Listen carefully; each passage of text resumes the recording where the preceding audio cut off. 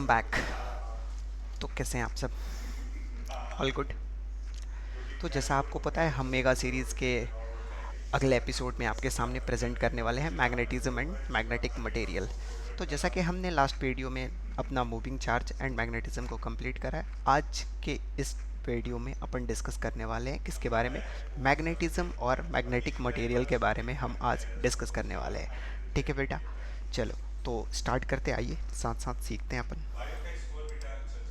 ठीक है, तो इस चैप्टर की बात करें, आज के इस टॉपिक में अपन क्या क्या कवर करने वाले हैं। इंट्रो, मैग्नेटिज्म क्या होता है, इसके बारे में अपन डिस्कस करने वाले हैं।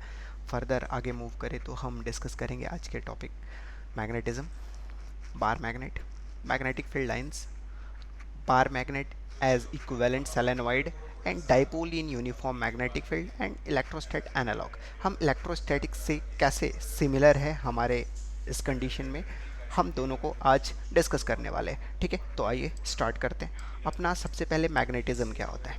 Magnetism phenomena of attracting magnetic substance like iron, निकल, कोबाल्ट। ठीक है, किसी भी मैग्नेटिक सबस्टांस को अट्रैक्ट करने के फेनोमेना को अपन क्या बोलते हैं? मैग्नेटिज्म बोलते हैं। ठीक है, मैग्नेटिज्म एक फेनोमेना है जिससे कोई भी मैग्नेटिक मटेरियल क्या करता है? मैग्नेटिक मटेरियल को अट्रैक्ट करता है। मैग्नेटिक मटेरियल को अट्रैक्ट कैसे करेगा, तो इसके बारे में हम लोग ऑलरेडी पिछले चैप्टर में थोड़ी बहुत जानकारी ले चुके हैं कि क्या होता है। अगर कोई मैग्नेट हो तो अपने अराउंड फील्ड जनरेट करता है, उसमें कोई अगर मैग्नेटिक मटेरियल आए तो उसके ऊपर वो फोर्स अप्लाई करता है। ठीक है बेटा, तो आगे देखते हैं। मैग्नेटिज्म क्लियर है सबको? नेक्स्ट देखते हैं मैग्नेट क्या होता है। अब मैग्नेट क्या होता है? The body possessing the property of magnetism, मतलब ऐसा ऑब्जेक्ट जो मैग्नेटिज्म को प्रॉपर्टी को शो करता है उसे क्या बोलेंगे? मैग्नेट बोलेंगे। क्या बोलेंगे बेटा? मैग्नेट बोलेंगे। तो मैग्नेट ऐसा सबस्टांस है जो मैग्नेटिज्म की प्रॉपर्टी को शो करता है।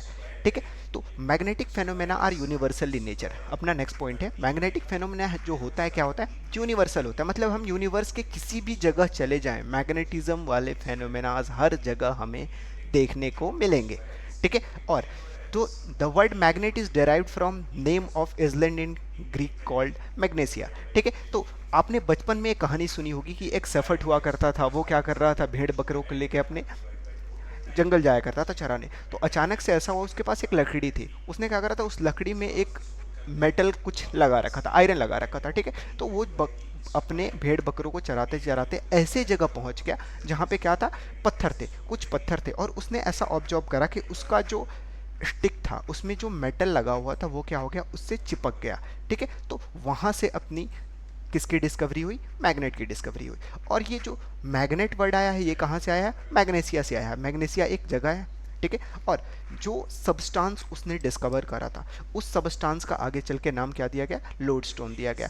उस लोडस्टोन को और हम एक और नाम से जानते हैं, मैग्नेटाइट के नाम से जानते हैं। किस नाम से जानते हैं? मैग्नेटाइट से। और मैग्नेटाइट का फॉर्मूला क्या होता है? अपन अगर बात करें तो लोडस्टोन या फिर मैग्नेटाइट एक मटेरियल होता है जिसका फॉर्मूला होता है Fe3O4। ये एक आयरन का ओर होता है। ठीक है, क्लियर है बेटा? ठीक है, तो एक thin long magnet with suspended freely pointed in north south direction. ठीक है, अपना नेक्स्ट पॉइंट है कि अगर हम किसी मैग्नेट को, लॉन्ग मैग्नेट को क्या करें? नॉर्मली सस्पेंड करें तो क्या होगा? वो नॉर्थ साउथ डायरेक्शन के अलाइन होगा। अब ऐसा होने का रीज़न क्या है? ऐसा होने का रीज़न ये है कि अपना जो अर्थ है वो भी मैग्नेट है। क्या है? अपना अर्थ भी मैग्नेट की तरह बिहेव करता है। इस वजह से किसी अगर बार मैग्नेट को हम क्या करें? सस्पेंड करें तो वो किस डायरेक्शन के अलाइन होगा? वो नॉर्थ साउथ डायरेक्शन के अलाइन होगा। ठीक है, अब लोगों ने मैग्नेटिज्म के बारे में पढ़ना क्यों स्टार्ट करा और कब से स्टार्ट करा? तो एक फेमस फिजिसिस्ट थे विलियम गिलबर्ट, उन्होंने सबसे पहले एक बुक लिखा 1600 में, डी मैग्नेटी करके। ठीक है, उसमें उन्होंने मैग्नेट के बारे में जिक्र करा। फिर लोगों के अंदर जिज्ञासा हुई कि हाँ भाई ऐसा भी कुछ सबस्टांस होता है, इसके बारे में अपन पढ़ते हैं। तो लोगों ने धीरे धीरे उसके बारे में स्टडी करा, इन्फॉर्मेशन कलेक्ट करा, जो आपको अभी पढ़ाया जा रहा है। ठीक है, अपना नेक्स्ट पॉइंट है, earth is a natural magnet with the magnetic field pointing from geographical north to south. ठीक है, अर्थ भी अपना एक मैग्नेटिक फील्ड है। इसी वजह से किसी बार मैग्नेट को सस्पेंड करते हैं तो वो नॉर्थ साउथ डायरेक्शन को क्या करता है? शो करता है। ठीक है, अर्थ मैग्नेटिज्म भी अपने टॉपिक में था लेकिन एनसीईआरटी ने उसे क्या करा है? हटा दिया है। तो अपने को अर्थ मैग्नेटिज्म नहीं पढ़ना है।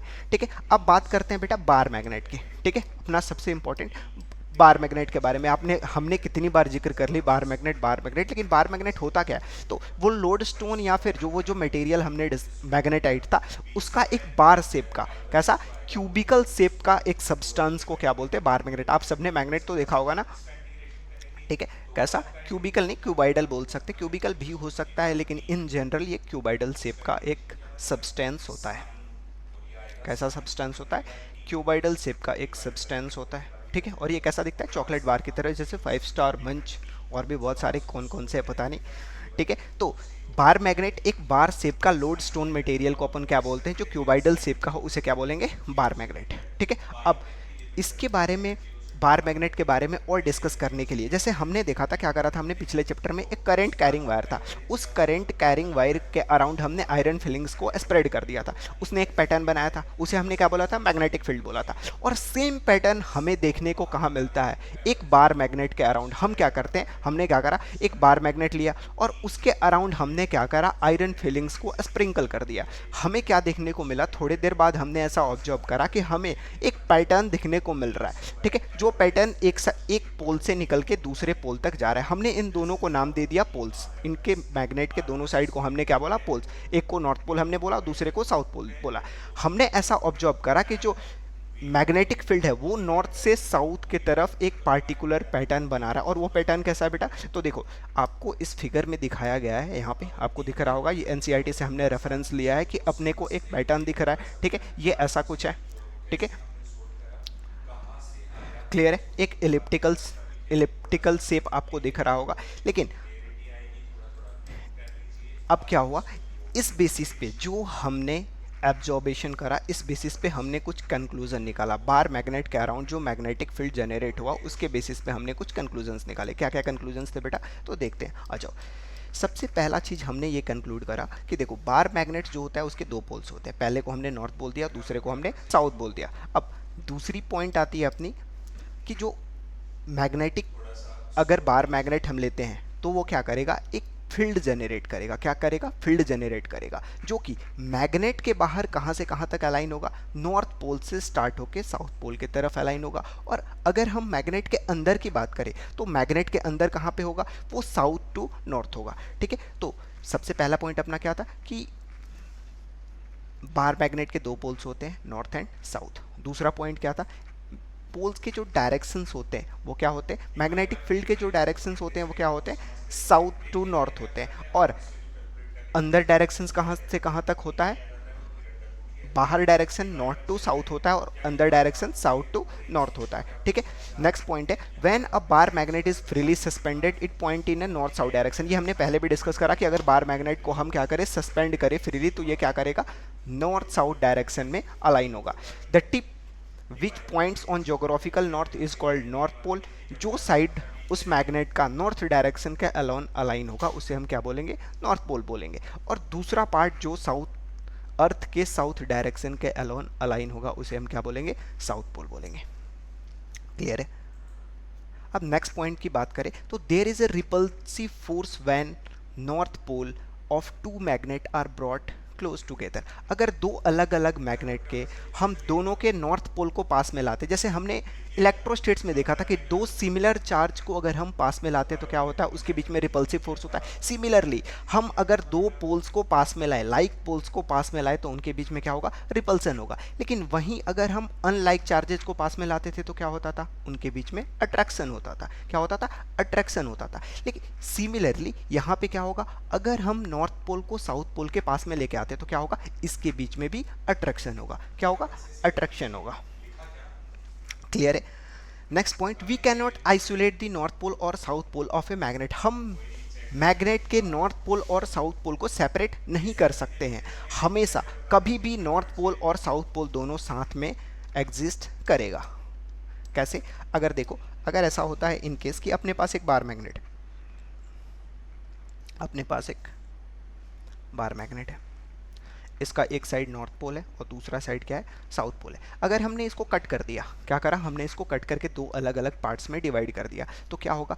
इसका ये वाला पार्ट जो हमने कट करा है ये वापस से साउथ बन जाएगा और ये वाला पार्ट इसका नॉर्थ बन जाएगा। तो हम यहाँ से ये कंक्लूड करते हैं कि नॉर्थ पोल और साउथ पोल दोनों में से कोई अकेला एग्जिस्ट नहीं कर सकता, अगर एग्जिस्ट करेगा तो दोनों साथ में एग्जिस्ट करेगा। और एक और इम्पॉर्टेंट चीज़, अगर हम किसी बार मैग्नेट को दो पार्ट में कट कर देते हैं तो क्या होगा, उसका जो मैग्नेटिक फील्ड होगा या मैग्नेटिक स्ट्रेंथ होगा वो क्या हो जाएगा, कम हो जाएगा। क्या होगा, कम हो जाएगा। चलो नेक्स्ट पॉइंट पे आते हैं। It is possible to make a magnet out of iron and alloy, यानी आयरन और अलॉय के हेल्प से हम क्या कर सकते हैं, मैग्नेट को सिंथेसाइज भी किया जा सकता है। एक आपने नाम सुना होगा, 10th स्टैंडर्ड में आपने पढ़ा होगा, एल्निको नाम का एक क्या होता है, अलॉय होता है, एल्निको, ALNICO। एल्निको एक अलॉय होता है जो एल्युमिनियम, निकल और कोबाल्ट से मिलकर बना होता है, और ये अलॉय किसकी तरह बिहेव करता है बेटा, मैग्नेट की तरह बिहेव करता है। तो हम मैग्नेट को सिंथेसाइज भी कर सकते हैं। ठीक है, तो अपना हमने क्या क्या डिस्कस कर लिया, हमने बार मैग्नेट देख लिया। अब बात करते हैं बार मैग्नेट के अराउंड जो फील्ड लाइंस हमने एब्जॉर्ब करी थी उसके बारे में थोड़ा बहुत डिस्कशन कर लेते हैं। हमने पिछले चैप्टर में भी एक बार ऑलरेडी डिस्कस कर लिया है मैग्नेटिक फील्ड लाइंस की प्रॉपर्टीज़ के बारे में, एक बार फिर से इसको रिकेप करते हुए आगे कंटिन्यू करते हैं। ठीक है, जो ऑब्जर्वेशंस हमने बार मैग्नेट से लिया वो आपके सामने यहाँ फिगर में शॉन है। ठीक है, एक बार मैग्नेट से, उसके बगल में सेलेनोइड से। ठीक है, तो देखेंगे the magnetic field lines of a magnet from continuous closed loop. This is unlike electric dipole when there is a field lines begins from positive charge and हमने चार्ज में क्या देखा था, हमने चार्ज में देखा था कि अगर कोई पॉजिटिव चार्ज क्यू हो अपने पास तो इससे क्या निकलेगा, इलेक्ट्रिक फील्ड लाइंस निकलेगा, और कहाँ तक जाएगा, इन्फिनिटी तक जाएगा। कहाँ तक जाएगा बेटा, इन्फिनिटी तक जाएगा। और हमने नेगेटिव चार्ज की वजह से क्या देखा था, नेगेटिव चार्ज की वजह से फील्ड लाइंस इन्फिनिटी से यहाँ तक आ रहा होगा, उस पॉइंट चार्ज तक आ रहा होगा। लेकिन यहाँ मैग्नेटिक फील्ड लाइंस वैसी नहीं होती। मैग्नेटिक फील्ड लाइंस कैसी होती है, मैग्नेटिक फील्ड लाइंस एक क्लोज्ड लूप फॉर्म करती हैं। क्या फॉर्म करती हैं, क्लोज लूप फॉर्म करती हैं। बल्कि इलेक्ट्रिक फील्ड लाइंस क्या होता है, पॉजिटिव टर्मिनल से निकलता है और नेगेटिव टर्मिनल पे टर्मिनेट करता है। ठीक है, तो इस तरह से मैग्नेटिक फील्ड लाइंस जो है अपनी इलेक्ट्रिक फील्ड लाइन से क्या है, डिफरेंट है। चलो ये अपना फर्स्ट पॉइंट हो गया properties of magnetic field lines को लेके। नेक्स्ट प्रॉपर्टी की बात करें तो अपनी नेक्स्ट प्रॉपर्टी है the tangent to the field line at a given point represent the direction of magnetic field B at that point. अगर हम मैग्नेटिक फील्ड लाइंस पे कहीं भी टेंजेंट ड्रॉ करें तो हमें क्या मिलेगा, मैग्नेटिक फील्ड का डायरेक्शन मिलेगा। जैसे कि हमने पिछले इलेक्ट्रोस्टेट्स में क्या देखा था, अगर इलेक्ट्रिक फील्ड लाइंस पे हम कोई टेंजेंट ड्रॉ करते हैं तो हमें वो इलेक्ट्रिक फील्ड का डायरेक्शन देता है और उसके साथ साथ हमें इलेक्ट्रिक फोर्स का भी डायरेक्शन देता है। लेकिन यहाँ पे फोर्स का डायरेक्शन हमने पिछले चैप्टर में कैलकुलेट करा था। ठीक है, पिछले चैप्टर में हमने कैलकुलेट करा था, फोर्स का डायरेक्शन ये हमें नहीं देता है। हमें किस चीज़ का डायरेक्शन देता है, सिर्फ फील्ड का डायरेक्शन देता है। इसलिए हम इलेक्ट्रिक फील्ड लाइंस को इलेक्ट्रिक लाइन ऑफ फोर्सेस भी बोलते हैं। लेकिन मैग्नेटिक फील्ड लाइंस को मैग्नेटिक लाइन ऑफ फोर्सेस हम नहीं बोल सकते, हम इसे सिर्फ मैग्नेटिक फील्ड लाइंस ही बोलते हैं। चलो ठीक है, तो ये अपना दूसरा पॉइंट हो गया। टेंजेंट हमें क्या देता है, मैग्नेटिक फील्ड का डायरेक्शन देता है। The larger the number of field lines crossing per unit area the stronger is a magnitude of field B. ठीक है, आपको 15.2 फिगर में एक और चीज़ें आपको दिखाई गई हैं, आप एक बार देखेंगे। 5.2 में हमने दो रीज़न कंसिडर करा, आपको ध्यान अगर हो तो यहाँ देखो आप, हमने दो रीज़न कंसिडर करा। एक रीज़न 1 है, इसमें नंबर ऑफ फील्ड लाइंस आपको कितने दिख रहे हैं, 1 2 3। ठीक है, हमने एक सर्कल कंसिडर करा, ठीक है, आर रेडियस का। ठीक है, किस रेडियस का, आर रेडियस का। सिमिलरली हमने सेम आर रेडियस का यहाँ पे एक सर्कल कंसिडर करा। ठीक है, आपको दिख रही होंगी नंबर ऑफ फील्ड लाइंस 1 2 3 4 5 6 7 8 9 10 11। यहाँ पे फील्ड लाइंस आपको कितनी दिख रही हैं, 11। तो नंबर ऑफ फील्ड लाइंस पर यूनिट एरिया जहाँ पे ज़्यादा होगा वहाँ मैग्नेटिक फील्ड का स्ट्रेंथ क्या होगा, ज़्यादा होगा। और अगर नंबर ऑफ फील्ड लाइंस किसी पार्टिकुलर एरिया में कम हो तो उस फील्ड लेंथ, उसका स्ट्रेंथ क्या होगा, कम होगा। ठीक है, तो हम ये बोल सकते हैं कि मैग्नेटिक फील्ड का जो स्ट्रेंथ है,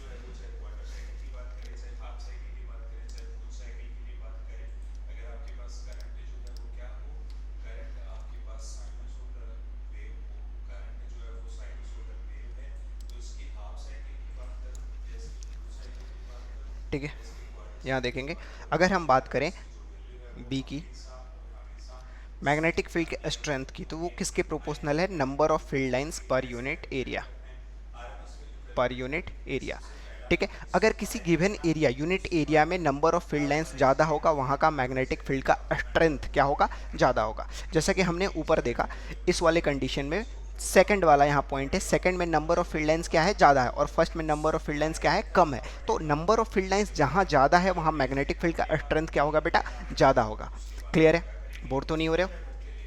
चलो थोड़ा थ्योरेटिकल है, लेकिन आप ध्यान से देखो ये बहुत इंपॉर्टेंट है, इससे बहुत इजी क्वेश्चंस आएंगे आपके एग्जामिनेशन में। तो एग्जामिनेशन के लिए आपके ये टॉपिक बहुत इंपॉर्टेंट है।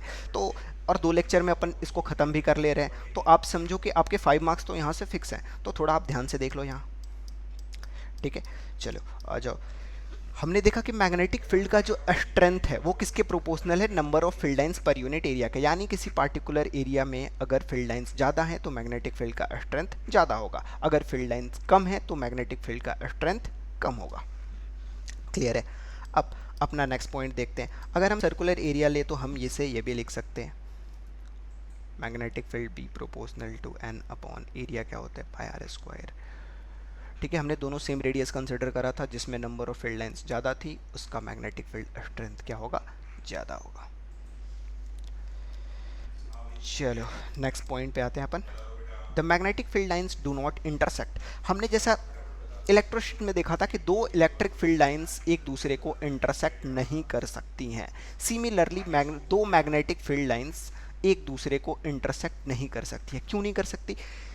इस वजह से नहीं कर सकती क्योंकि उस पॉइंट पे हमें क्या मिलता है, डायरेक्शन मिलता है। अगर किसी पार्टिकुलर पॉइंट पे इंटरसेक्ट करे, इंटरसेक्ट करने का क्या मतलब हुआ बेटा, वहाँ पे अपने को 2 टेंजेंट मिलेगा। अगर 2 टेंजेंट मिले, और टेंजेंट हमें क्या बताता है, मैग्नेटिक फील्ड का डायरेक्शन बताता है। तो किसी एक पॉइंट पे मैग्नेटिक फील्ड का 2 डायरेक्शन प्रैक्टिकली पॉसिबल नहीं होता है। इस वजह से हम बोलेंगे कि मैग्नेटिक फील्ड लाइंस एक दूसरे को इंटरसेक्ट नहीं करेंगी।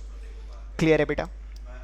चलो, magnetic field lines form close continuous loop, ये हमने ऑलरेडी देख लिया था। Magnetic field lines continuous loop form करता है। Electric dipole, unlike electric dipole क्या होता है, क्लोज लूप फॉर्म नहीं करता है, पॉजिटिव से निकलता है, नेगेटिव पे एंड होता है। ठीक है, लेकिन ये क्या होगा, ये एक क्लोज लूप फॉर्म करेगा। ठीक है, अगर मान लो अपने को प्लस क्यू गिवन हो और यहाँ पे माइनस क्यू गिवन हो तो क्या होगा, इलेक्ट्रिक फील्ड लाइंस यहाँ से निकल के कहाँ जाएंगी, हमेशा पॉजिटिव से निकल के नेगेटिव की तरफ जाएंगे। लेकिन अगर अपने पास एक मैग्नेट हो जिसका पोल स्ट्रेंथ मान लो क्यू एम हो और इसका पोल स्ट्रेंथ क्यू एम, ये प्लस हो और ये माइनस हो, तो मैग्नेटिक फील्ड लाइंस यहाँ से यहाँ जाएंगी और फिर यहाँ से अंदर आएंगी। सिमिलरली यहाँ से यहाँ बाहर जाएंगी, फिर अंदर आएंगी। तो मैग्नेटिक फील्ड लाइंस यहाँ पे क्या कर रही हैं बेटा, क्लोज लूप फॉर्म कर रही है। मैग्नेटिक फील्ड लाइंस क्या कर रही हैं, इसके अंदर क्लोज लूप फॉर्म कर रही है। क्लियर है? ठीक है, tangent to field lines at a given point represent direction of net magnetic field. हाँ, अगर किसी पॉइंट पे हम टेंजेंट ड्रॉ करें, यहाँ टेंजेंट ड्रॉ करें, तो अपने को इस टेंजेंट क्या बताएगा, ये टेंजेंट हमें नेट मैग्नेटिक फील्ड बताएगा। सिर्फ इसी फील्ड लाइंस के वजह से मैग्नेटिक फील्ड नहीं बताएगा, हमें क्या बताएगा, इस पार्टिकुलर पॉइंट पे जो नेट मैग्नेटिक फील्ड होगा वो हमें बताएगा। क्लियर है? अगला नेक्स्ट पॉइंट है अपना कि repulsion is the surest test of magnetization. Magnetization जैसे इलेक्ट्रिक स्टेट में आपने देखा था, repulsion is the surest test of electrification. Similarly repulsion is the surest test of magnetization भी होता है। अब अपना नेक्स्ट टॉपिक है bar magnet as equivalent solenoid. तो बार मैग्नेट इक्विवेलेंट सेलेनॉइड की तरह बिहेव करता है। ठीक है, आइए देखते हैं कैसे बिहेव करता है। We have seen that magnetic dipole moment associated with current loop is defined as. हमने देखा था कि मैग्नेटिक मोमेंट जो होता है किसी भी क्लोज लूप के वजह से क्या होता है, मैग्नेटिक मोमेंट को हमने कैसे डिनोट करा था, हमने म्यू से डिनोट करा था, म्यू या फिर हम एम से भी डिनोट करते हैं। म्यू और एम दोनों से ही डिनोट किया जाता है। आप डिफरेंट बुक्स में देखोगे डिफरेंट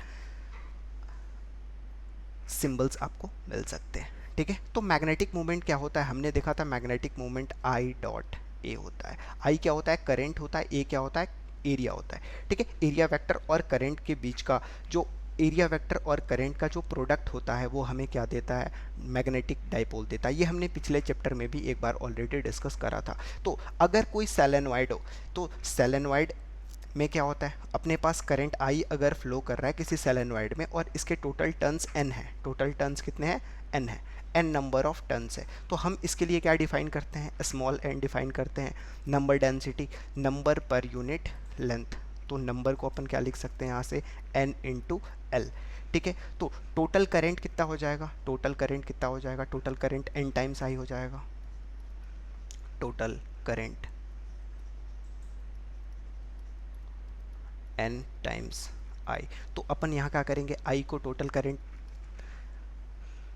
से रिप्लेस कर देते हैं, n इंटू i इंटू ए, और n को वापस से क्या अपन सब्सिट्यूट कर सकते हैं, n small n times l, n l i a। ये अपना क्या आता है, magnetic movement due to solenoid, जो हमने कैलकुलेट करा था प्रीवियस चैप्टर में। ठीक है, तो यहाँ से हम क्या बता सकते हैं, ये हम क्यों कैलकुलेट कर रहे हैं, हम इस वजह से कैलकुलेट कर रहे हैं क्योंकि जो मैग्नेटिक डाइपोल मोमेंट हमने सोलेनॉइड के वजह से कैलकुलेट करा था, और जो मैग्नेटिक मोमेंट हम डाइपोल के वजह से, बार मैग्नेट के वजह से कैलकुलेट करने वाले हैं, दोनों एक दूसरे से मैच करता है। इस वजह से हम ऐसा बोल सकते हैं कि जो बार मैग्नेट होता है वो किसकी तरह बिहेव करता है, सोलेनॉइड की तरह बिहेव करता है। इसका एक थ्योरेटिकल अप्रोच भी है, हम उसके थ्रू भी बता सकते हैं कि बार मैग्नेट जो होता है सोलेनॉइड की तरह बिहेव करता है। आइए देखते हैं कैसे। The resemblance of magnetic field lines of a bar magnet and a solenoid suggest that a bar magnet may be thought of as large number of circulating current in analogy with solenoid. हम ऐसा consider कर सकते हैं कि जो bar magnet है वो क्या है, उसके जो एल लेंथ का अगर बार मैग्नेट है तो वो एन नंबर ऑफ टन से मिलके बना हुआ है। ठीक है, और बार मैग्नेट को अगर हम कट करते हैं, जैसे हमने क्या करा था पिछले चैप्टर में, सोलेनॉइड को अगर दो पार्ट में हम कट करते हैं तो उसका मैग्नेटिक फील्ड का स्ट्रेंथ क्या हो गया था, कम हो गया था। सिमिलरली अगर हम बार मैग्नेट को भी दो पार्ट में कट करें तो उसका मैग्नेटिक फील्ड का स्ट्रेंथ क्या होगा, कम होगा। तो ये बात भी इस चीज़ को सपोर्ट करता है कि बार मैग्नेट जो होता है वो किसकी तरह बिहेव करता है, सोलेनॉइड की तरह बिहेव करता है। एक और टेस्ट के थ्रू हम बता सकते हैं कि बार मैग्नेट सोलेनॉइड की तरह बिहेव कर सकता है। कैसे, तो अगर हम एक सोलेनॉइड लेते हैं, सोलेनॉइड के पास हम किसी कंपास निडल को लेके जाते हैं तो अपने को क्या देखने को मिलेगा, उस सोलेनॉइड के वजह से उस बार मैग्नेट, उस कंपास में अपने को डिफ्लेक्शन देखने को मिलेगा। क्या देखने को मिलेगा, डिफ्लेक्शन देखने को मिलेगा। सिमिलरली अगर हम उस कंपास निडल को किसके पास लेके जाते हैं, बार मैग्नेट के पास लेके जाते हैं, तो हमें सिमिलर डिफ्लेक्शन देखने को मिलता है उस बार मैग्नेट के वजह से। मतलब हमने क्या करा, एक सोलेनॉइड है अपने पास,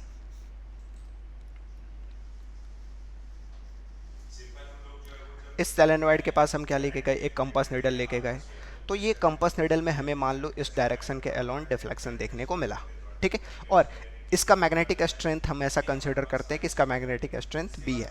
सिमिलरली एक हम सेम मैग्नेटिक स्ट्रेंथ बी का अगर कोई बार मैग्नेट लेते हैं, क्या लेते हैं, बार मैग्नेट लेते हैं, तो उसके वजह से भी हमें जो डिफ्लेक्शन इस पार्टिकुलर पॉइंट पे देखने को मिला वो सेम डायरेक्शन और सेम अमाउंट में मिला। तो यहाँ से हम ये बोल सकते हैं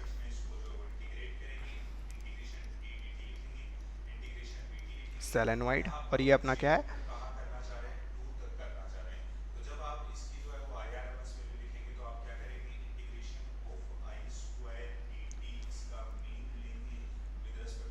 ठीक है, ये क्या है अपने पास, बार मैग्नेट।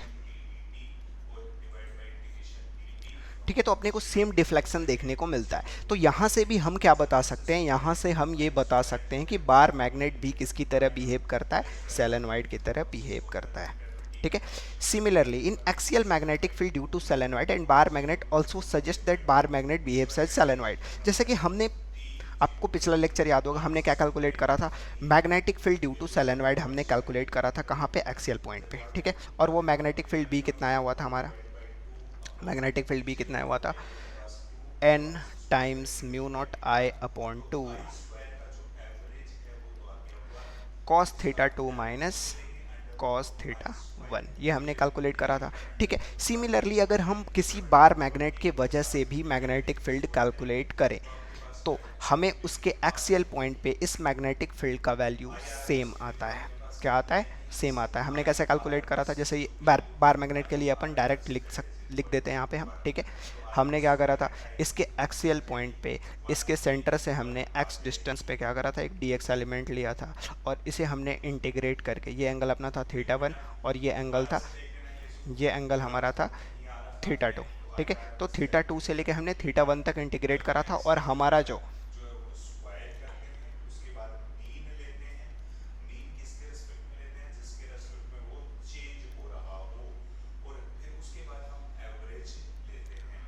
हमने क्या करा, ये अपना एक्सियल पॉइंट है, ठीक है। यहाँ से हमने एक्स डिस्टेंस पे एक डी एक्स एलिमेंट कंसिडर करा था,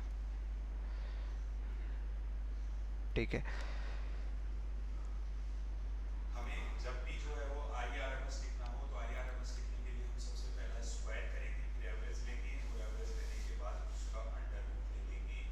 ठीक है, ये एंगल अपना था थीटा 1 और ये एंगल अपना था थीटा 2, ठीक है। हमने क्या करा था, इसको इंटीग्रेट करके कैलकुलेट करा था, और मैग्नेटिक फील्ड अपना कितना आया हुआ था सेलेनॉइड की वजह से n times mu not I upon 2 cos theta 2 minus cos theta 1।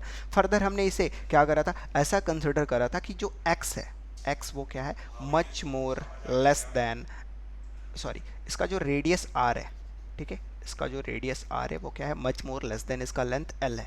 तो इस वजह से ये एंगल कितना हो जाएगा, एक एंगल अपना बनेगा 180 डिग्री और दूसरा एंगल बनेगा 0 डिग्री। तो यहाँ पे इसको सब्सिट्यूट करें तो ये 2 से 2 कैंसिल हो जाता है, और अपना मैग्नेटिक फील्ड हम ऐसा कंसिडर कर सकते हैं कि ये इनफाइनाइट लेंथ का सोलेनॉइड है, जिसकी वजह से magnetic field n times mu not I आ रहा है, ठीक है। और अगर हम किसी बार मैग्नेट को जिसका रेडियस उसके लेंथ के कंपैरिजन में बहुत स्मॉल हो, उसके वजह से भी अगर हम मैग्नेटिक फील्ड कैलकुलेट करते हैं तो सेम आता है एक्सियल पोजीशन पे।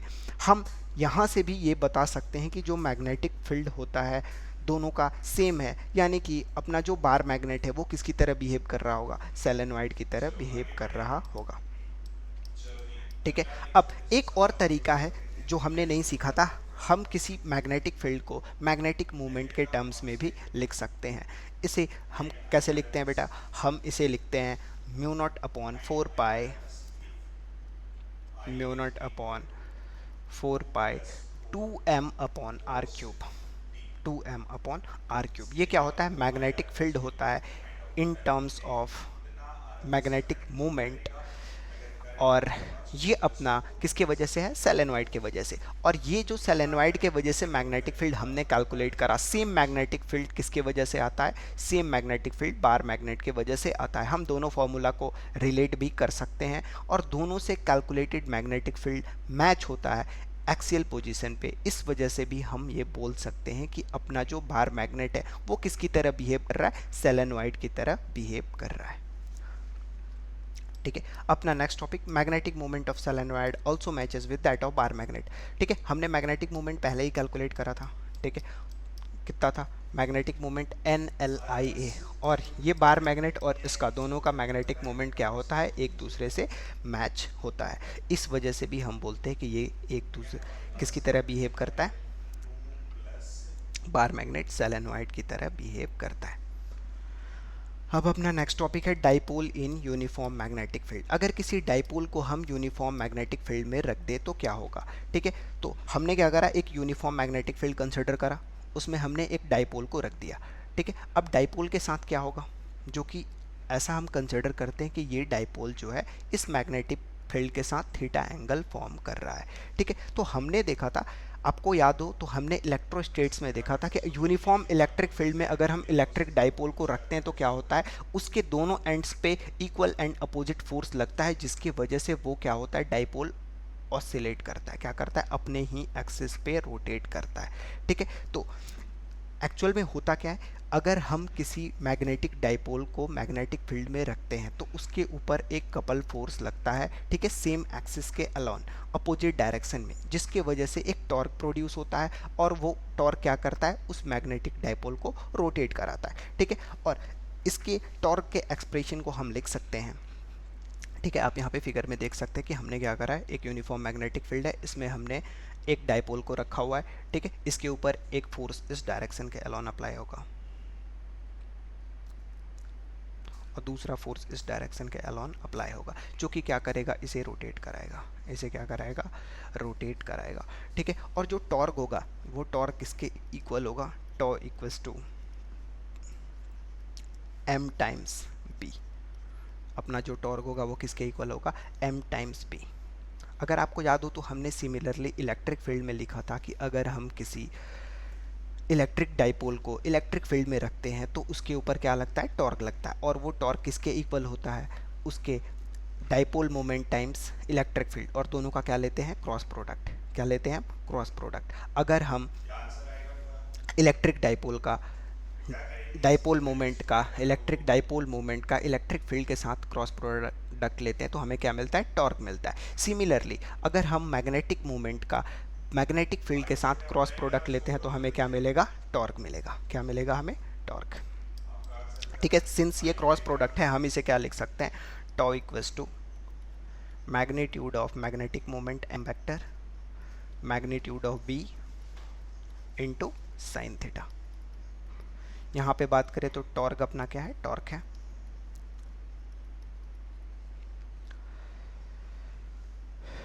टॉ इसका टॉर्क है, एम क्या है, मैग्नेटिक मोमेंट या magnetic dipole moment,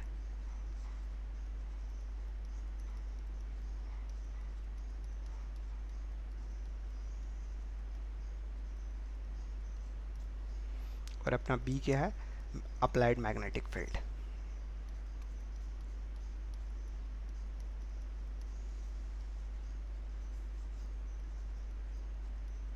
applied magnetic field. Clear है। अगर हम किसी मैग्नेटिक डाइपोल को मैग्नेटिक फील्ड में रखते हैं तो उसके ऊपर टॉर्क लगेगा, और टॉर्क का वैल्यू कितना होगा, मैग्नेटिक डाइपोल मोमेंट के साथ अगर मैग्नेटिक फील्ड का हम क्रॉस प्रोडक्ट लेंगे तो हमें क्या मिलेगा, टॉर्क मिलेगा। Similar to electric potential magnetic potential is given by, हमने देखा था कि क्या होता है अगर डाइपोल के वजह से, उस डाइपोल के वजह से इलेक्ट्रिक पोटेंशियल जनरेट हो जाता है, वैसे ही इस मैग्नेटिक डाइपोल के वजह से मैग्नेटिक पोटेंशियल जनरेट हो जाएगा। हमें पता है कि पोटेंशियल किसके इक्वल होता है, पोटेंशियल किसके इक्वल होता है, वर्क डन के इक्वल होगा, work done by the external forces के इक्वल होगा। और वर्क डन किसके इक्वल होता है, हमें पता है वर्क किसके इक्वल होगा, U equals to W equals to force into displacement, torque into displacement, tau is a function of theta into d theta. ठीक है, हमने देखा टॉर्क का वैल्यू कितना आया था, अपना टॉर्क का वैल्यू कितना आया था, एम बी साइन थीटा। तो यहाँ पे क्या लिख सकते हैं, टॉर्क की जगह हम लिख सकते हैं m B sine theta d theta. ठीक है, अगर हम इसे इंटीग्रेट कर दे तो साइन थीटा का इंटीग्रेशन क्या होता है, minus of cos theta, minus of cos theta. इसे हम क्या लिख सकते हैं, minus of M dot B. ठीक है, अगर हम मैग्नेटिक मोमेंट और मैग्नेटिक फील्ड का डॉट प्रोडक्ट लेते हैं तो हमें क्या मिलेगा, पोटेंशियल, मैग्नेटिक पोटेंशियल मिलेगा। क्या मिलेगा हमें, मैग्नेटिक पोटेंशियल मिलेगा।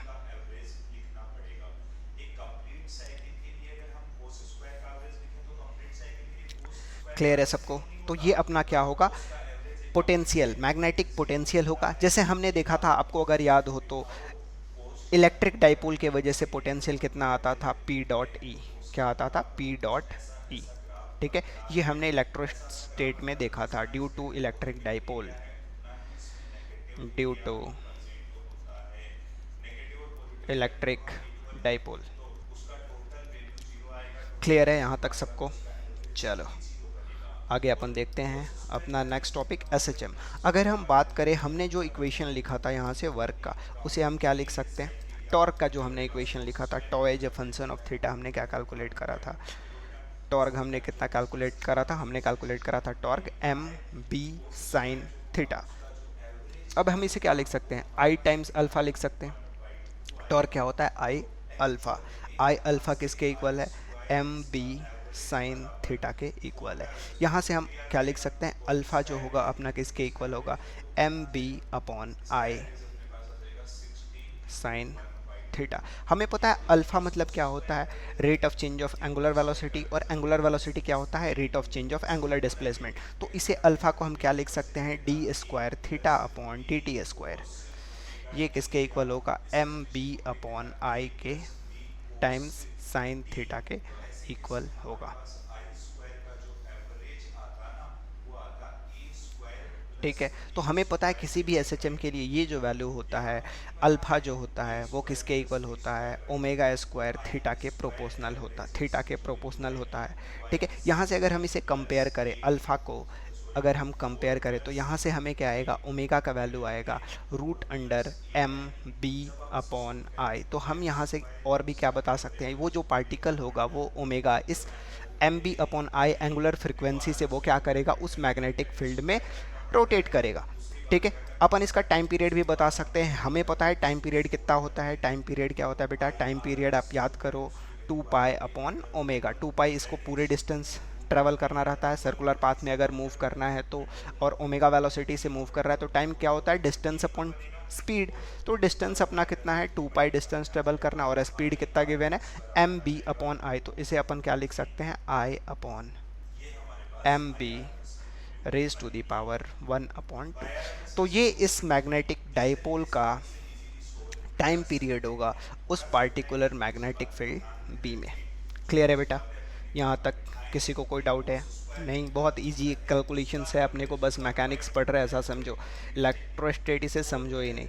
ठीक है, अब अपना नेक्स्ट टॉपिक है और आज का ये लास्ट टॉपिक है अपना, comparing electric dipole in electrostatic with magnetic dipole in magnetic field. ठीक है, हम इलेक्ट्रोस्टेट में क्या देखा था, हमने इलेक्ट्रिक डाइपोल देखा था। मैग्नेटिक फील्ड में हमने क्या देखा, मैग्नेटिक डाइपोल देखा। आपको अगर याद हो तो इलेक्ट्रोस्टेट में अपना कांस्टेंट क्या आता था, इलेक्ट्रोस्टेट में अपना कांस्टेंट क्या आता था, 1/4 पाई एप्सिलॉन नॉट। ये अपना इलेक्ट्रोस्टैटिक कांस्टेंट हुआ करता था। लेकिन यहाँ पे जो कांस्टेंट है वो क्या है, μ0/4 पाई में कन्वर्ट हो गया है ये कांस्टेंट।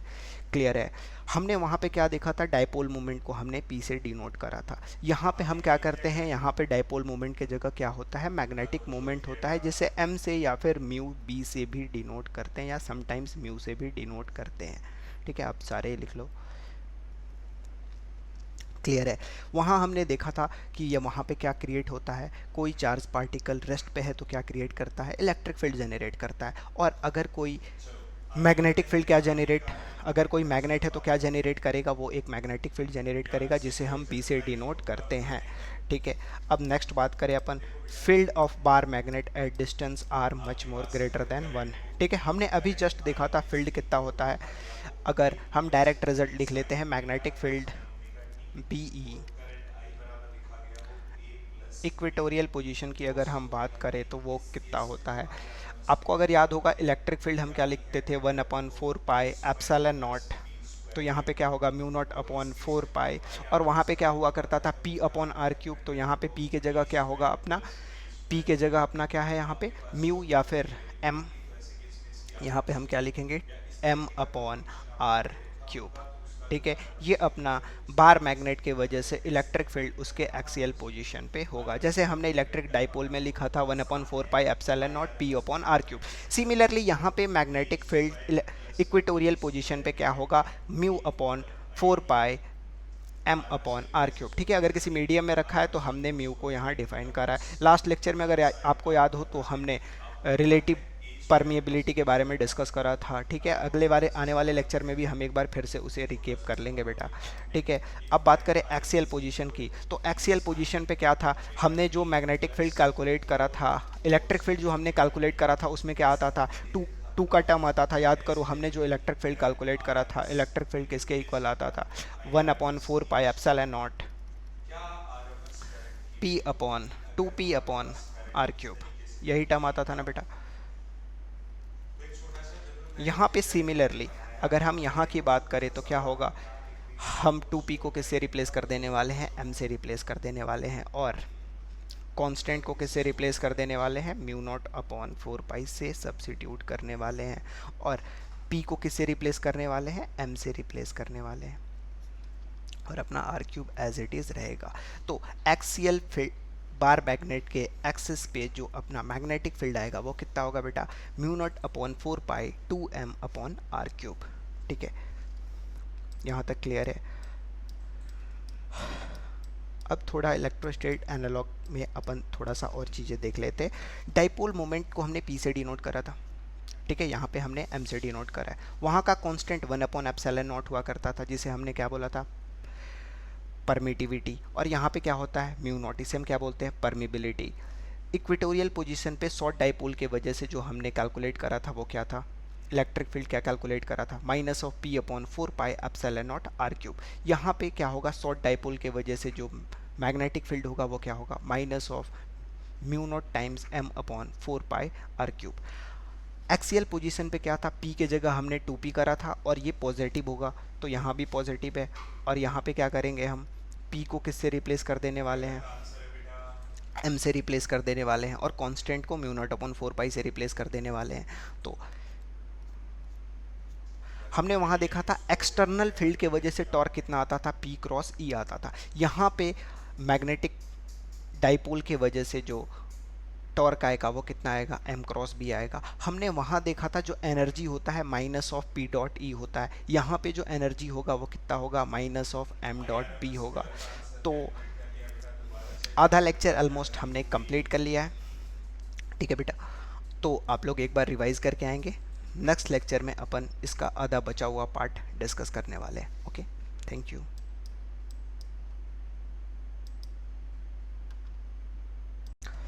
Welcome back. तो कैसे हैं आप लोग, ऑल गुड। तो एक बार फिर से आपका स्वागत है हमारे पी एकेडमी पे। आज की इस वीडियो में अपन डिस्कस करने वाले हैं जो रिमेनिंग पार्ट था अपना मैग्नेटिज्म एंड मैटर का, उसे अपन आज डिस्कस करने वाले हैं। क्लियर है, ठीक है।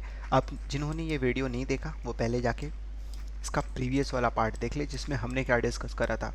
हमने डिस्कस करा था ये सारे टॉपिक्स, ठीक है। एक बार फिर से अपन इसे रिकेप करते हुए आगे कंटिन्यू कर लेते हैं बेटा।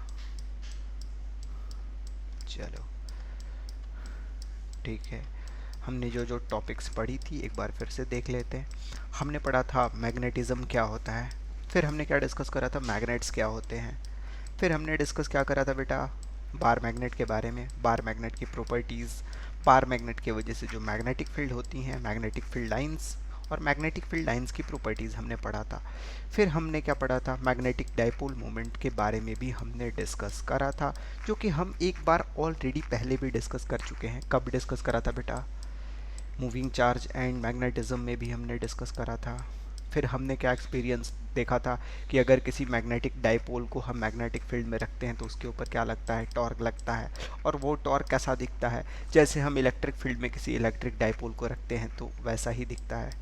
चलो बेटा फिर आगे आ जाओ। फिर हमने देखा था कि वो एसएचएम करेगा, अगर किसी मैग्नेटिक डाइपोल को यूनिफॉर्म मैग्नेटिक फील्ड में रखते हैं तो एसएचएम करेगा, उसका एंगुलर फ्रिक्वेंसी टाइम पीरियड हम कैलकुलेट कर सकते हैं, ठीक है बेटा।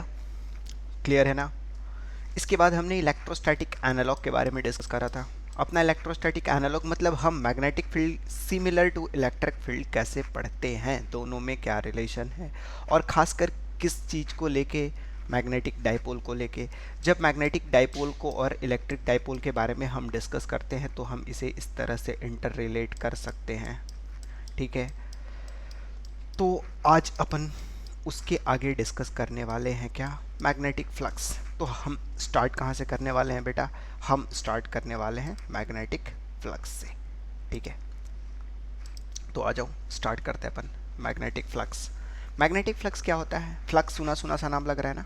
फ्लक्स आपने इसके पहले भी सुना था, कब सुना था बेटा, इलेक्ट्रिक फ्लक्स सुना था, याद है, याद करो। फर्स्ट चैप्टर में आपने पढ़ा था इलेक्ट्रिक फ्लक्स। इलेक्ट्रिक फ्लक्स क्या होता है, इलेक्ट्रिक फ्लक्स अगर किसी कोई भी सरफेस है उससे नंबर ऑफ फील्ड लाइंस जो निकलती हैं उसे हम क्या बोलते हैं, फ्लक्स बोलते हैं।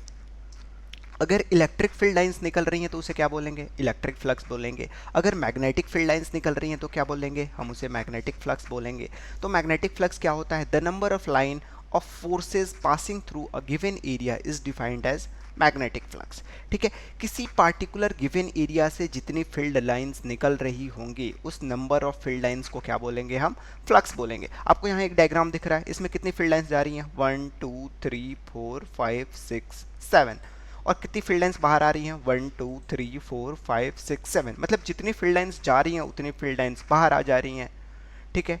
तो इसका नेट फ्लक्स कितना होगा बेटा, इस कंडीशन में तो नेट फ्लक्स इसका 0 होगा, क्योंकि फील्ड लाइंस जितनी बाहर आए हम उसे क्या बोलेंगे, क्या बोलेंगे, हम उसे फ्लक्स बोलेंगे। जैसे हमने क्या करा था, एक चार्ज पार्टिकल को मान लो हमने सेंटर पे रखा, इसके वजह से क्या होगा, इलेक्ट्रिक फील्ड लाइंस बाहर आई। मान लो अपने पास कितनी इलेक्ट्रिक फील्ड लाइंस बाहर आई, 4। तो इसका फ्लक्स कितना होगा, इलेक्ट्रिक फील्ड का फ्लक्स कितना होगा, 4। नंबर ऑफ फील्ड लाइंस जितनी बाहर आ रही है उतना ही होगा। लेकिन यहाँ पे मैग्नेटिक के कंडीशन में हम देख रहे हैं जितनी फील्ड लाइंस अंदर आ रही हैं उतनी फील्ड लाइंस बाहर चली जा रही हैं। तो टोटल बाहर कितनी आ रही है, एक भी नहीं आ रही है। तो इसका मैग्नेटिक फ्लक्स कितना हो जाएगा बेटा, 0 हो जाएगा, ठीक है। अब अगर हम बात करते हैं किसी सरफेस के अंदर अगर हम मैग्नेट को रख दें और उससे फील्ड लाइंस बाहर आए जो कि वापस से अंदर नहीं जा रहा, उस कंडीशन में अपने को फ्लक्स देखने को मिलेगा। तो फ्लक्स क्या होता है? नंबर ऑफ फील्ड लाइंस किसी पार्टिकुलर एरिया से जो निकल रहा है, हम उसे क्या बोलते हैं? फ्लक्स बोलते हैं। The magnetic flux passing through unit normal area is defined as magnetic induction B. ठीक है, किसी यूनिट एरिया से अगर हम एरिया को 1 मीटर स्क्वायर कंसिडर कर लें, ठीक है, अगर एरिया को हम क्या कंसिडर कर लें? 1 मीटर स्क्वायर कंसिडर कर लें, तो क्या होगा अपना? उस कंडीशन में जो फ्लक्स होगा वो किसके इक्वल हो जाएगा? मैग्नेटिक फील्ड के इक्वल हो जाएगा। आपको याद होगा आपने एक लॉ पढ़ा था मैग्नेटिक फ्लक्स से रिलेटेड, क्या नाम था उसका? Gauss law. गॉस लॉ क्या हुआ करता था? Close integral E dot D ए को हम क्या बोलते थे? फाई। यही बोलते थे ना कि किसी इलेक्ट्रिक फील्ड लाइंस किसी पार्टिकुलर एरिया से जितनी निकल रही है उसका अगर हम क्लोज इंटीग्रल उस लूप के अंदर ले, तो हम उस सरफेस के अंदर ले, ठीक है, उस सरफेस का इलेक्ट्रिक फील्ड के साथ क्लोज इंटीग्रल अगर हम कैलकुलेट करें तो हमें क्या मिलेगा? फ्लक्स मिलेगा। ये हमने देखा था, इसे क्या बोलते हैं? Gauss law. गॉस लॉ किसका? इलेक्ट्रिसिटी का। सिमिलरली यहाँ भी अपना होता है गॉस लॉ ऑफ मैग्नेटिज्म। क्या होता है? Gauss law of magnetism.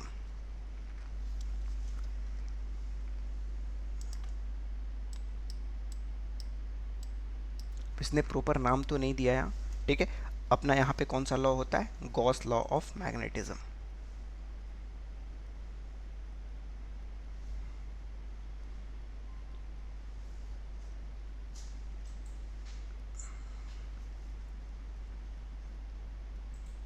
तो जैसा कि हमने इलेक्ट्रिक डाइपोल में भी लास्ट वाले लेक्चर में हमने करा था, क्या करा था? बस इंटरचेंज कर दिया था, सिमिलर वही करेंगे।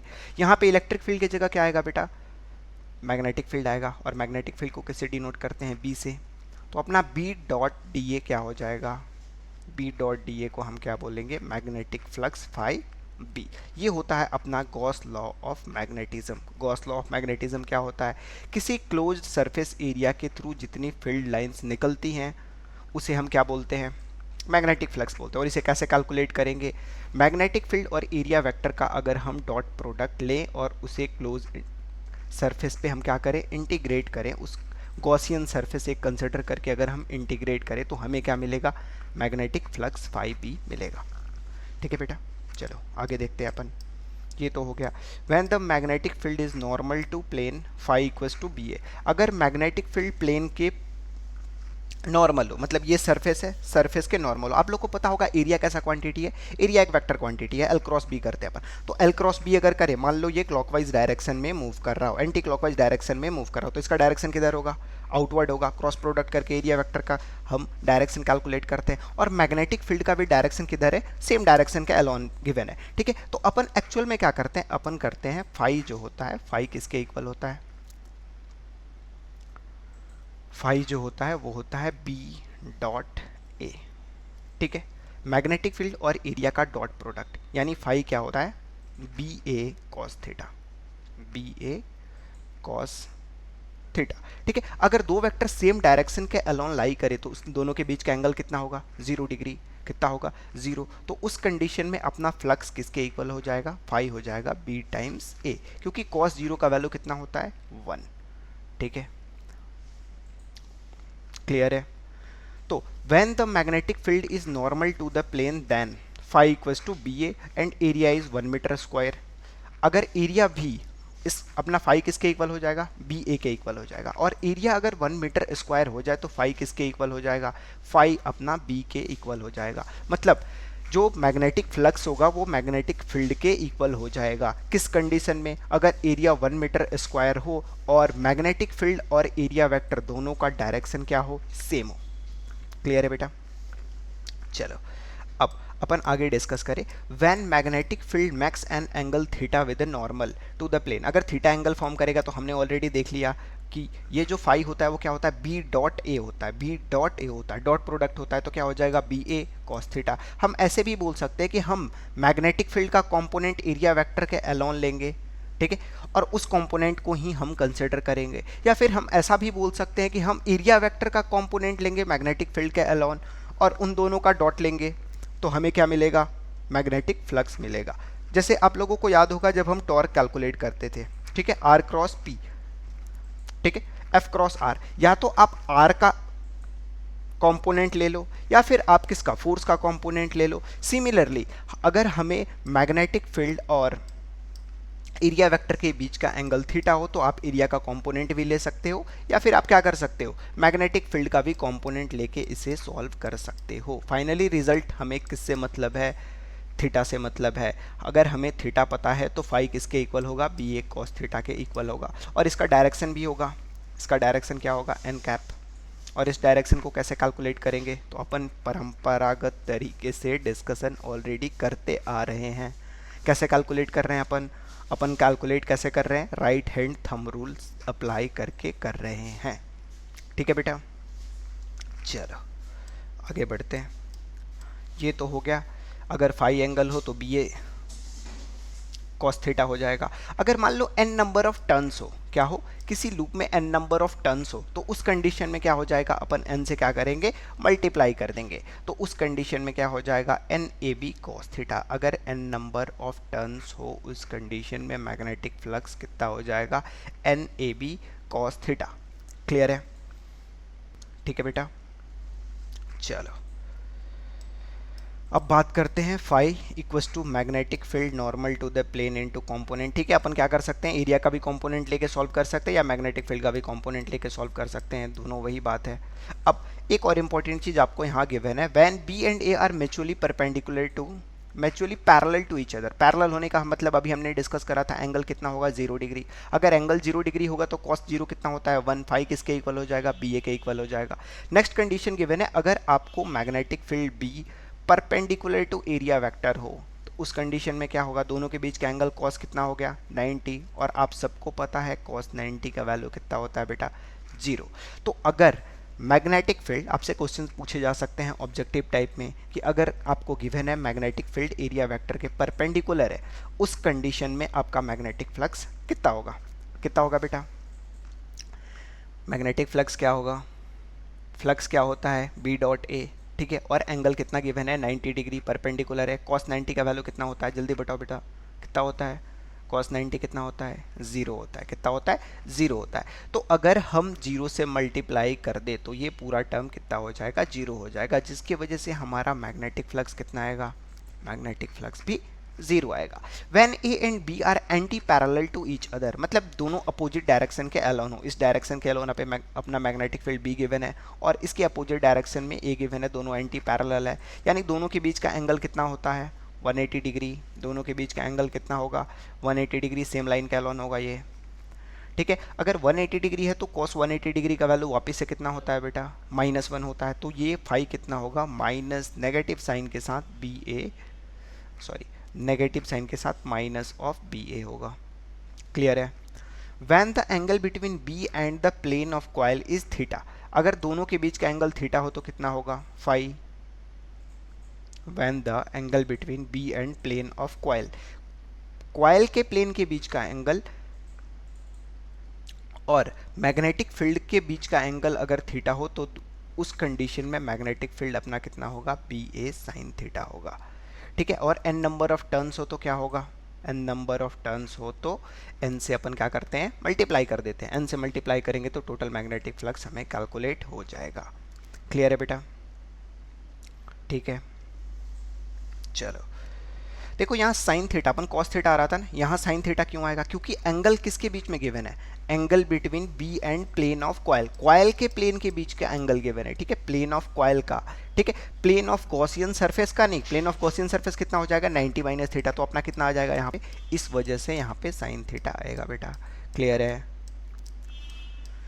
ठीक है। When a plane of coil is parallel, अगर प्लेन ऑफ कॉइल पैरेलल हो जाए तो वापस से वही कंडीशन, अपने को क्या देखना है, बस एंगल्स देखना है, वो साइन है। आपको साइन 90 और 0 का वैल्यू अगर याद है तो वापस से कंडीशंस यहाँ पे क्या होगा, साइन और कॉस उल्टा होता है।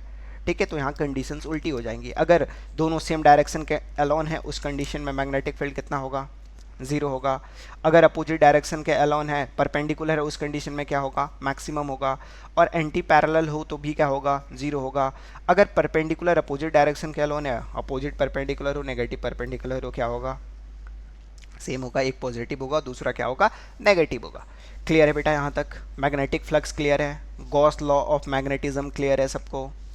चलो magnetic flux link through a small element. अब आते हैं एक्चुअल में गॉस लॉ का डेरिवेशन कैसे हुआ। देखो, अगर एक छोटा सा हम एलिमेंट डी ए एलिमेंट यहाँ पे कंसिडर करें, मान लो कोई बहुत बड़ा सा सरफेस है, एक छोटा सा हमने एलिमेंट कंसिडर करा क्या, डी ए, ठीक है, जो कि डी ए जो एलिमेंट है वो मैग्नेटिक फील्ड बी से थीटा एंगल फॉर्म कर रहा है, ठीक है। डी ए क्या है, छोटा सा एरिया वेक्टर है, एक एरिया एलिमेंट है, ठीक है।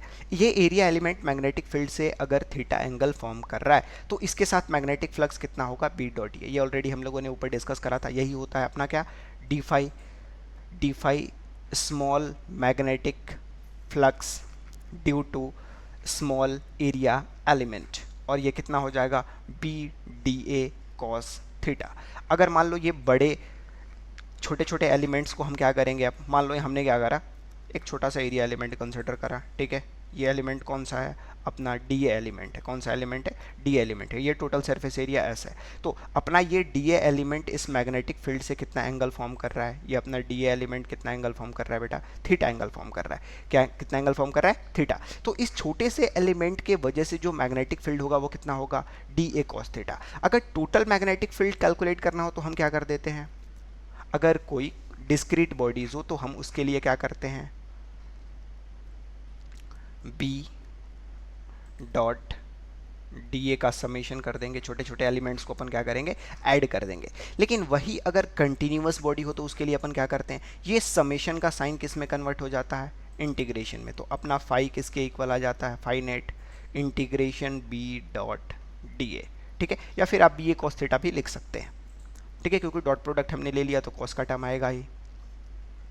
तो ये अपना क्या होगा, ये अपना क्या होगा बेटा, ये होगा magnetic flux, net magnetic flux through a surface B D A cos theta. Clear है, यहाँ तक सबको क्लियर है। अब मैग्नेटिक फ्लक्स पॉजिटिव नेगेटिव अभी हमने जैसे थोड़ी देर पहले ही देखा था, when magnetic field B and unit normal are in same direction. अगर ए वेक्टर और बी वेक्टर सेम डायरेक्शन के अलोन हो तो उस कंडीशन में ए क्या है अपना एरिया वेक्टर और बी क्या है बेटा मैग्नेटिक फील्ड। तो अगर एरिया वेक्टर और मैग्नेटिक फील्ड दोनों सेम डायरेक्शन के अलोन लाई करे उस कंडीशन में क्या होगा बेटा, उस कंडीशन में मैग्नेटिक फ्लक्स को अपन क्या बोलेंगे, पॉजिटिव मैग्नेटिक फ्लक्स। अगर दोनों एंटी पैरेलल हो, ये एरिया वेक्टर हो और ये क्या हो अपना मैग्नेटिक फील्ड बी हो, या फिर ये मैग्नेटिक फील्ड बी हो और ये दूसरा वाला क्या हो एरिया वेक्टर हो, तो इस कंडीशन में भी जो फ्लक्स आएगा उसे हम क्या बोलेंगे, नेगेटिव मैग्नेटिक फ्लक्स बोलेंगे, ठीक है। क्योंकि दोनों के बीच का एंगल अगर दोनों सेम डायरेक्शन में है तो थीटा कितना होता है 0 डिग्री, और cos 0 का वैल्यू कितना होता है, cos 0 का वैल्यू कितना होता है बेटा 1। अगर दोनों अपोजिट डायरेक्शन में है तो थीटा का वैल्यू कितना होता है 180 डिग्री, और cos 180 का वैल्यू कितना होता है बेटा, cos 180 का वैल्यू होता है -1। इस वजह से यहाँ पे जो फ्लक्स आएगा वो नेगेटिव आएगा, हम इसे नेगेटिव फ्लक्स बोलेंगे। और ये इस वजह से cos थीटा 0 होने के वजह से ये पॉजिटिव आएगा, इसे अपन पॉजिटिव फ्लक्स बोलेंगे। क्लियर है। The flux emanating out of a surface is positive and the flux entering the surface is negative। अगर मान लो कोई सरफेस है, इसके अंदर जो भी लाइंस आ रही हैं अंदर के तरफ उसे हम क्या कंसिडर करेंगे बेटा, उसे हम नेगेटिव कंसिडर करेंगे। और जो फील्ड लाइंस इस सरफेस से बाहर जा रही हैं उसे अपन क्या कंसिडर करेंगे बेटा, उसे हम पॉजिटिव कंसिडर करेंगे। क्लियर है। अब अपना गॉस का जो लॉ था वो क्या था, वो ये सबसे इंपॉर्टेंट टॉपिक है, यही है Gauss law of magnetism. The net magnetic flux coming out of a close surface is always zero. किसी सरफेस से नेट मैग्नेटिक फ्लक्स जो जा रहा है वो क्या होगा, जीरो होगा। क्यों होगा, क्योंकि जितने नंबर ऑफ फील्ड लाइंस इसके अंदर जाएंगी उतनी ही नंबर ऑफ फील्ड लाइंस यहाँ से बाहर आएंगी। तो ऐसा कंसिडर करो 1 2 3 4, यहाँ पे कितनी लाइंस आ रही हैं 4, तो इसका फ्लक्स कितना होगा, जो अंदर जा रही है उसके लिए हम क्या कंसिडर करेंगे -4, और जो बाहर निकल रही है उसके लिए अपन क्या कंसिडर करेंगे +4। तो नेट फ्लक्स कितना हो जाएगा, फाई नेट कितना होगा -4 + 4, और ये नेट कितना हो जाएगा 0। इसे अपन बोलते हैं Gauss law of magnetism. Clear है बेटा, क्लियर है। Magnetic flux and Gauss law of magnetism clear है। ये similar to Gauss law of electrostatics है बेटा, ठीक है। चलो, तो अपना ये टॉपिक हो गया ख़त्म। अपन नेक्स्ट टॉपिक स्टार्ट करते हैं, मैग्नेटिक फ्लक्स डेंसिटी और मैग्नेटिक इंडक्शन। अच्छा, मुझे बताएगा कोई मैग्नेटिक इंडक्शन क्या होता है? इंडक्शन के बारे में अपन आने वाले चैप्टर में और डिटेल में डिस्कस करेंगे। मैग्नेटिक इंडक्शन क्या होता है, पहले देख लेते हैं। मैग्नेटिक इंडक्शन क्या होता है? मैग्नेटिक इंडक्शन क्या होगा बेटा? अगर किसी मैग्नेटिक फील्ड में, किसमें? मैग्नेटिक फील्ड में, मान लो अपन यहाँ पे यूनिफॉर्म मैग्नेटिक फील्ड है, नॉन यूनिफॉर्म भी हो सकता है, इसमें अपन लेके आते हैं एक मैग्नेटिक मटेरियल। क्या लेके आते हैं? Magnetic material. Magnetic material.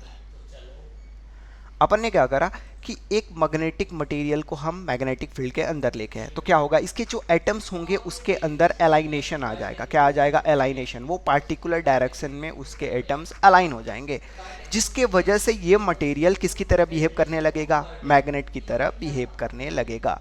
इसी फेनोमेना को अपन क्या बोलते हैं? Magnetic induction. अपन ने को यहाँ पे इस चैप्टर की बात करें तो इसे हमें थोड़ा सा ही पढ़ना है। आने वाला अगला चैप्टर इलेक्ट्रोमैग्नेटिक इंडक्शन में अपन इन डिटेल इसके बारे में बात करने वाले हैं। क्लियर है? तो इंडक्शन क्या होता है? इंडक्शन सिंपली क्या होता है कि अगर हम मैग्नेटिक फील्ड में किसी मैग्नेटिक मटेरियल को रख दे तो उसके जो एटम्स होते हैं वो अलाइन हो जाते हैं, जिसके वजह से वो मटेरियल मैग्नेट की तरह बिहेव करने लगता है। क्लियर है? अब बात करते हैं अपना मैग्नेटिक फ्लक्स डेंसिटी।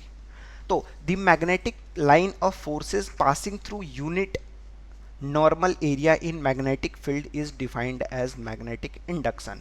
ठीक है, मैग्नेटिक फील्ड लाइंस में पर यूनिट एरिया को अपन क्या बोलते हैं? मैग्नेटिक इंडक्शन बोलते हैं। और मैग्नेटिक इंडक्शन को भी बी से रिप्रेजेंट करते हैं। ये जो बी है ये मैग्नेटिक फील्ड नहीं है, ये क्या है? मैग्नेटिक इंडक्शन है। मैग्नेटिक इंडक्शन को भी बी से डिनोट किया जाता है और मैग्नेटिक फील्ड को भी बी से भी डिनोट किया जाता है। क्लियर है?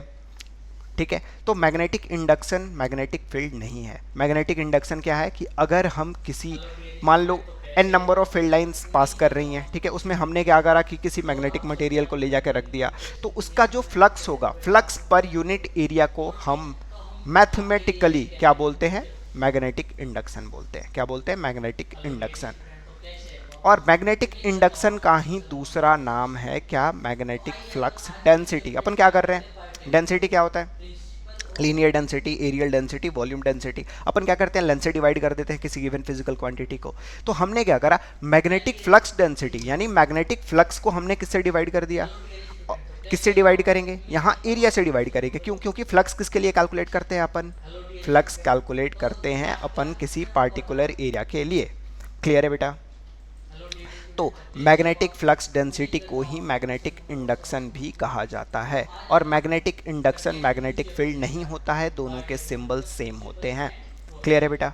अब बात करें डायरेक्शन ऑफ मैग्नेटिक इंडक्शन की। ठीक है, तो मैग्नेटिक इंडक्शन का direction, the direction of magnetic field in which if a current carrying conductor is placed then no force act on it. ठीक है, मैग्नेटिक फील्ड का वैसा डायरेक्शन जहां पे हम किसी करंट कैरिंग कंडक्टर को रखें और उस पर कोई फोर्स नहीं लगे, उस डायरेक्शन को अपन क्या बोलते हैं? Direction of magnetic induction. आप याद रखेंगे इसे। मैग्नेटिक इंडक्शन एक वेक्टर क्वांटिटी होता है। Magnetic induction due to bar magnet, किसी बार मैग्नेट की वजह से मैग्नेटिक इंडक्शन का वैल्यू होता है 2km/r³। और ये एक्सियल पोजीशन पे और इक्वेटोरियल पोजीशन पे कितना होगा बेटा? इक्वेटोरियल पोजीशन पे होगा km/r³। ये सिमिलर टू चार्ज है और डाइपोल है, जैसा आपने देखा था डाइपोल के वजह से जैसा हो रहा था, सिमिलर वही कंडीशंस है। ठीक है बेटा?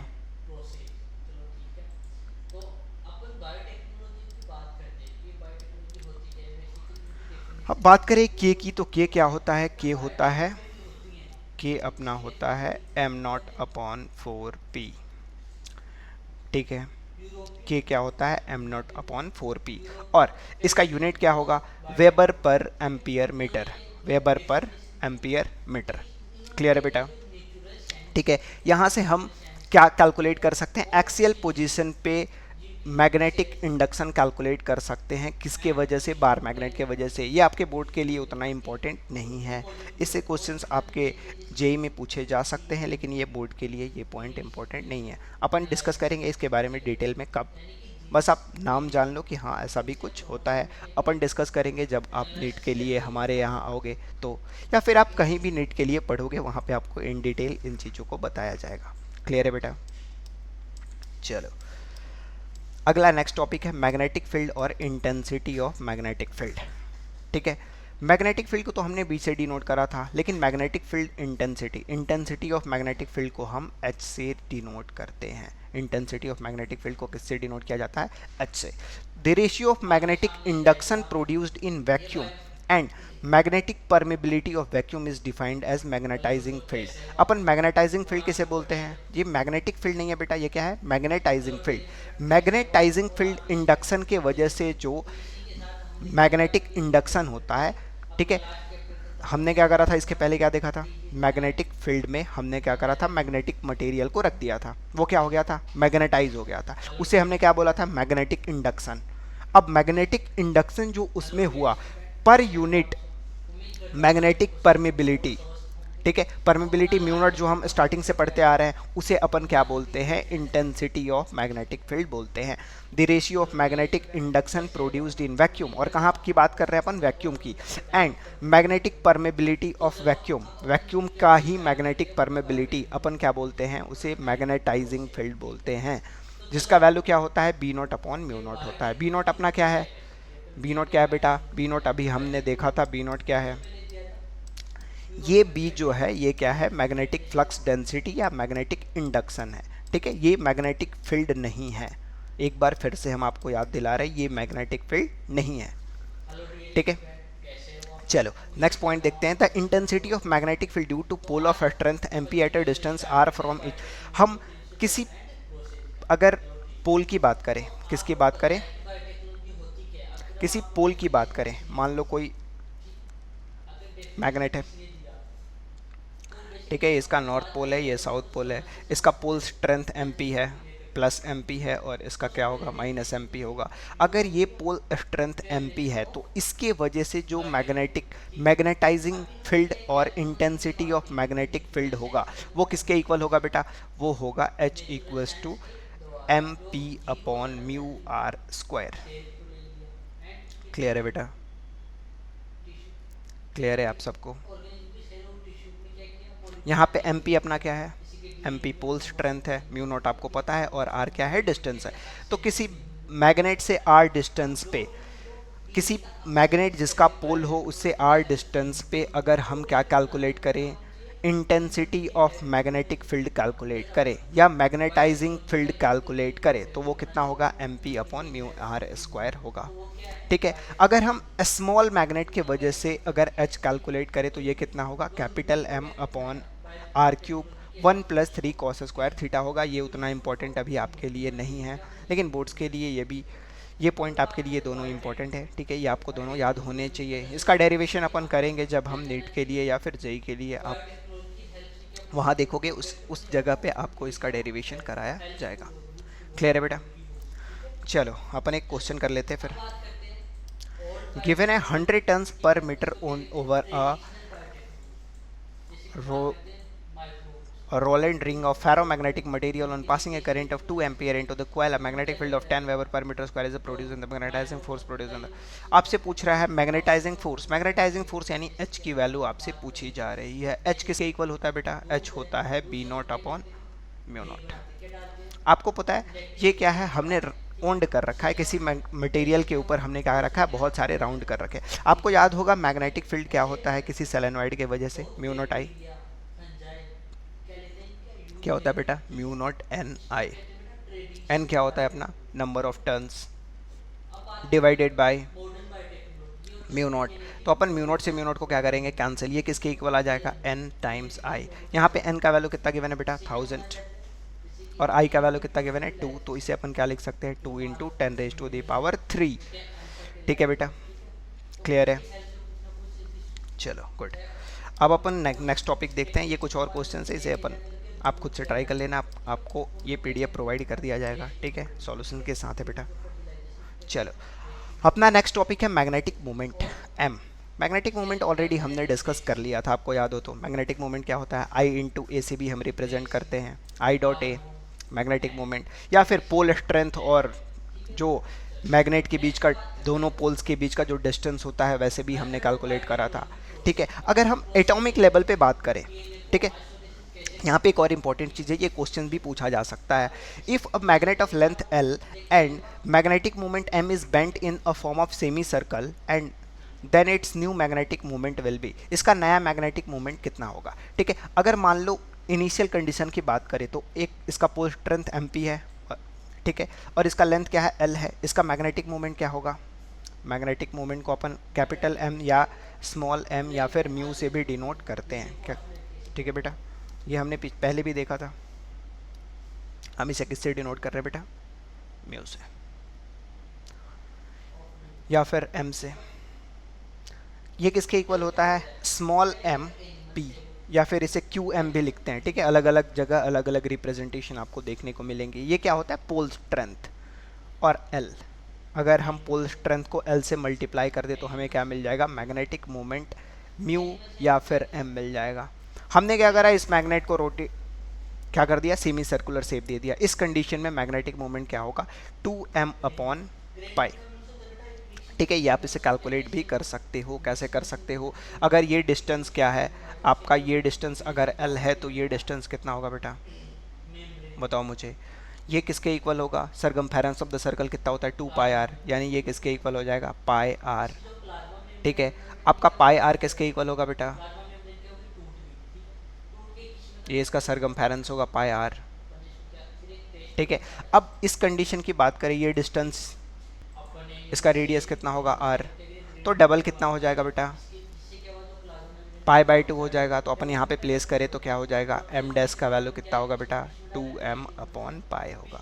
कितना होगा, 2m अपॉन पाई होगा। हम इसको इक्वेट कर सकते हैं। चलो अपन आगे देखते हैं। The magnetic moment of electron due to its orbital motion is 1 mu B. अब म्यू बी क्या होता है भाई, म्यू बी एक बड़ी समस्या आ गई अपनी। म्यू बी को बोलते हैं बोर मैग्नेटॉन। बोर मैग्नेटॉन को अपन कैसे डिफाइन करते हैं बेटा, बोर मैग्नेटॉन मैग्नेटिक मोमेंट का एक यूनिट होता है जिसका वैल्यू कितना होता है, ई एच अपॉन 4 पाई एम। ठीक है, ई क्या है बेटा, यहाँ पे ई इलेक्ट्रॉन का चार्ज है, चार्ज है, चार्ज ऑफ इलेक्ट्रॉन है बेटा। एच क्या है बेटा, प्लैंक कांस्टेंट है, ये आपको केमिस्ट्री में भी पढ़ने को मिलेगा या आपने पढ़ा होगा। ठीक है, मैग्नेटिक मोमेंट तो केमिस्ट्री में भर भर के आपको पढ़ाए जाते हैं। एम क्या है बेटा, यहाँ पे जो एम है ये मैग्नेटिक मोमेंट बिल्कुल नहीं है बेटा। ये क्या है बेटा, ये यहाँ पे आपका है मास ऑफ इलेक्ट्रॉन। क्या है बेटा, मास ऑफ इलेक्ट्रॉन। ठीक है, तो किसी इलेक्ट्रॉन का अपन मैग्नेटिक मोमेंट का यूनिट क्या होता है, म्यू बी होता है, जो किसके इक्वल होता है, ई एच अपॉन 4 पाई एम होता है। अब डिफरेंट एटम के लिए अपन नंबर ऑफ इलेक्ट्रॉन्स अपने को पता है। ठीक है, चार्ज ऑफ इलेक्ट्रॉन पता है, प्लैंक कांस्टेंट का वैल्यू पता है, इलेक्ट्रॉन का मास पता है, तो अपन उसके लिए क्या कैलकुलेट कर सकते हैं, बोर मैग्नेटॉन का वैल्यू कैलकुलेट कर सकते हैं। और एक और इंपॉर्टेंट चीज़ आपको पता है कि इलेक्ट्रॉन जो होता है ऑर्बिटल मोशन भी करता है एज वेल एज स्पिन दोनों होता है। तो स्पिन के वजह से और ऑर्बिटल मोशन के वजह से क्या होगा, ऑर्बिटल के वजह से क्या होता है, आई इंटू म्यू बी। ठीक है बेटा, और स्पिन के वजह से क्या होगा, I upon mu B divided by 2। 2 का टर्म क्यों आएगा, क्योंकि आपको पता है अप स्पिन डाउन स्पिन 2 होता है, दोनों प्रोबेबिलिटीज़ हैं, तो अपन एक ही के लिए कैलकुलेट कर रहे हैं ना। तो इलेक्ट्रॉन के एक के कैलकुलेट करने के लिए अपने को क्या करना पड़ेगा, 2 से डिवाइड करना पड़ेगा। तो म्यू बी अपॉन 2 इस कंडीशन में होगा बेटा, एक इलेक्ट्रॉन के लिए। अगर एन हो तो एन से अपन इसे मल्टीप्लाई कर देंगे। ठीक है, स्पिन के वजह से म्यू बी अपॉन 2 होगा, और ऑर्बिटल के वजह से किसके इक्वल होगा, म्यू बी के इक्वल, या आई इंटू म्यू बी के इक्वल होगा। क्लियर है, चलो नेक्स्ट देखते हैं अदर फार्मूला। ये हमने देख लिया था, ये फार्मूला हमने पहले भी डिस्कस करा था, N I pi R square. हमने देखा था क्या होता है, आई डॉट ए होता है। अगर एन नंबर ऑफ टर्न्स हो तो क्या हो जाएगा, एन आई ए हो जाएगा। ए क्या होता है, क्रॉस सेक्शन एरिया। अगर सर्कुलर लूप है तो उसकी वजह से क्या होगा, पाई आर स्क्वायर। तो N I into pi R square, ये भी क्या होगा,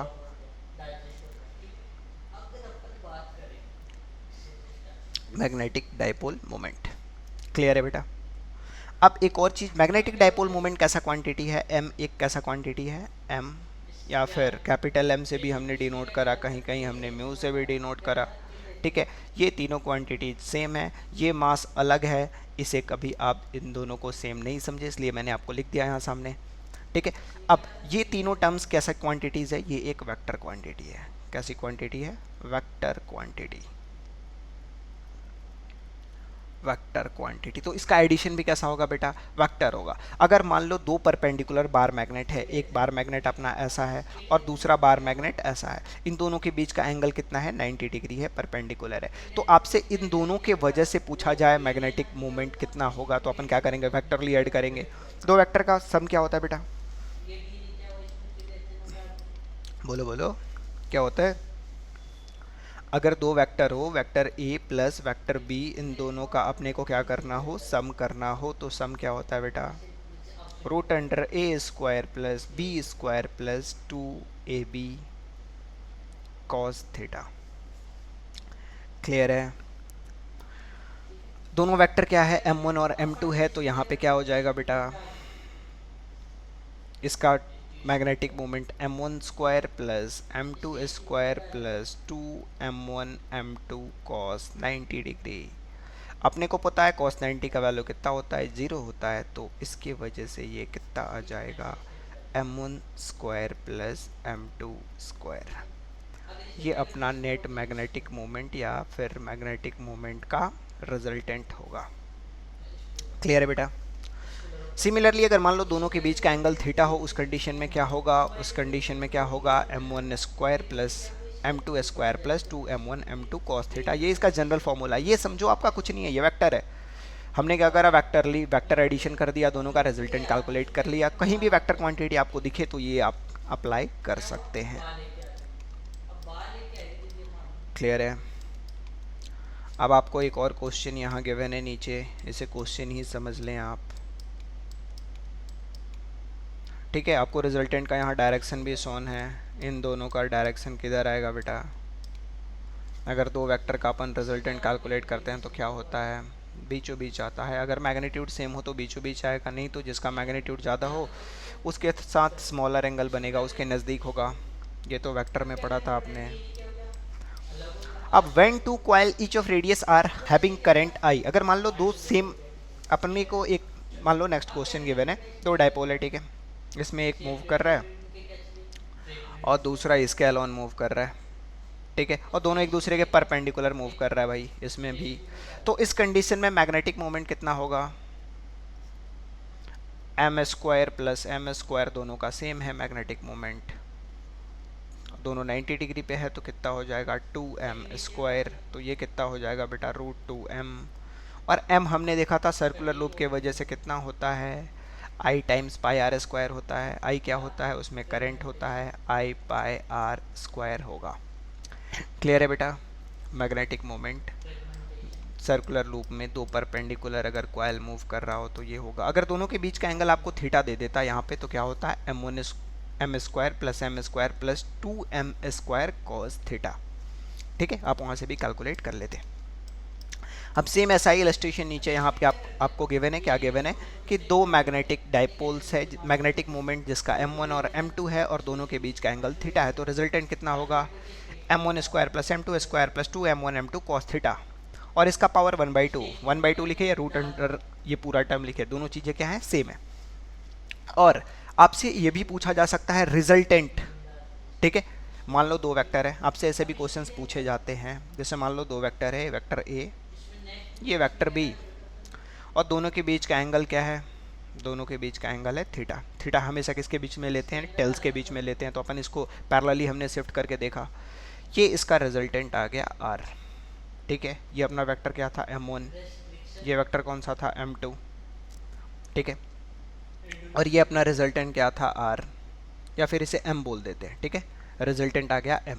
तो ये m का वैल्यू कितना होगा, root under m1 square m2 square 2m1 m2 cos theta. अब आपसे दूसरा क्वेश्चन भी पूछा जा सकता है, क्या पूछा जा सकता है कि ये एंगल m1 और रिजल्टेंट के बीच का एंगल कितना होगा। यहाँ पे एंगल अगर हम फाई कंसिडर करें तो कितना होगा। हम क्या कर सकते हैं, आपको m2 का कंपोनेंट ले सकते हैं, m2 का एक कंपोनेंट इस एक्सिस के अलोन आएगा। क्या कंपोनेंट होगा बेटा, m2 क्या होगा, m2 कॉस थीटा, और ये क्या होगा बेटा, m2 साइन थीटा।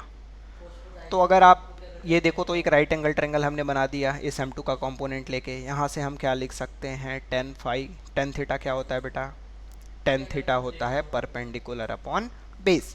परपेंडिकुलर इसका कितना है बेटा, M2 साइन थीटा, और इसका बेस कितना है, M1 plus M2 cos theta. तो यहाँ से हम फाई बता सकते हैं, फाई कितना आ जाएगा, tan inverse M2 sine theta upon M1 plus M2 cos theta. ये कौन सा रिजल्टेंट होगा, M1 और इसके रिजल्टेंट के बीच का एंगल होगा, रिजल्टेंटिंग एंगल होगा।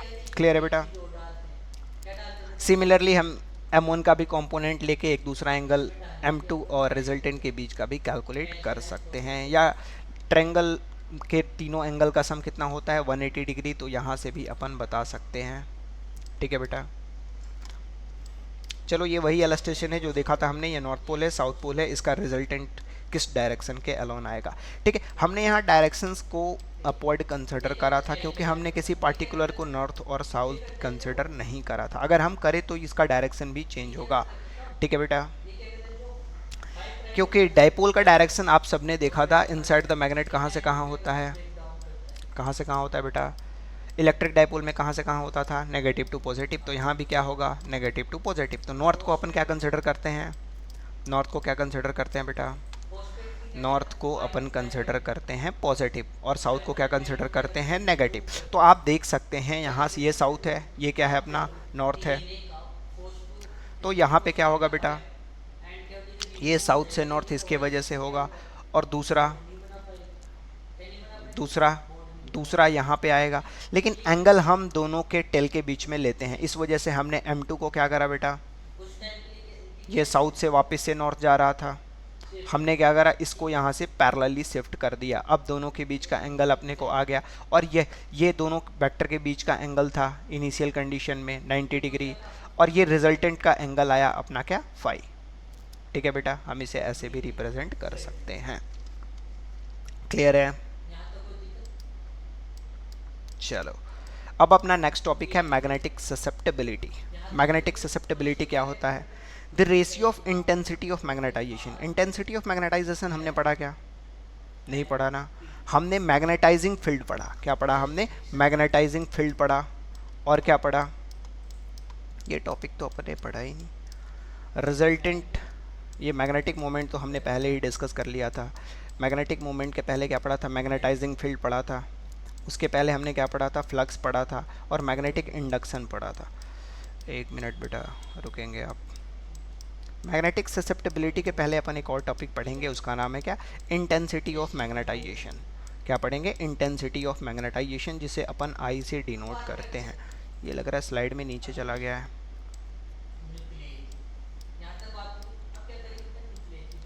Absolute permittivity,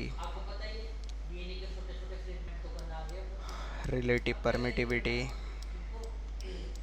intensity of magnetisation. ठीक है बेटा, यहाँ नीचे अपन क्या करते, सबसे पहले परमिटिविटी पढ़ लेते। ठीक है, अपन उस टॉपिक पे आते थोड़ी देर में, मैग्नेटिक ससेप्टेबिलिटी पे, पहले इसे अपन क्लियर कर लेते हैं।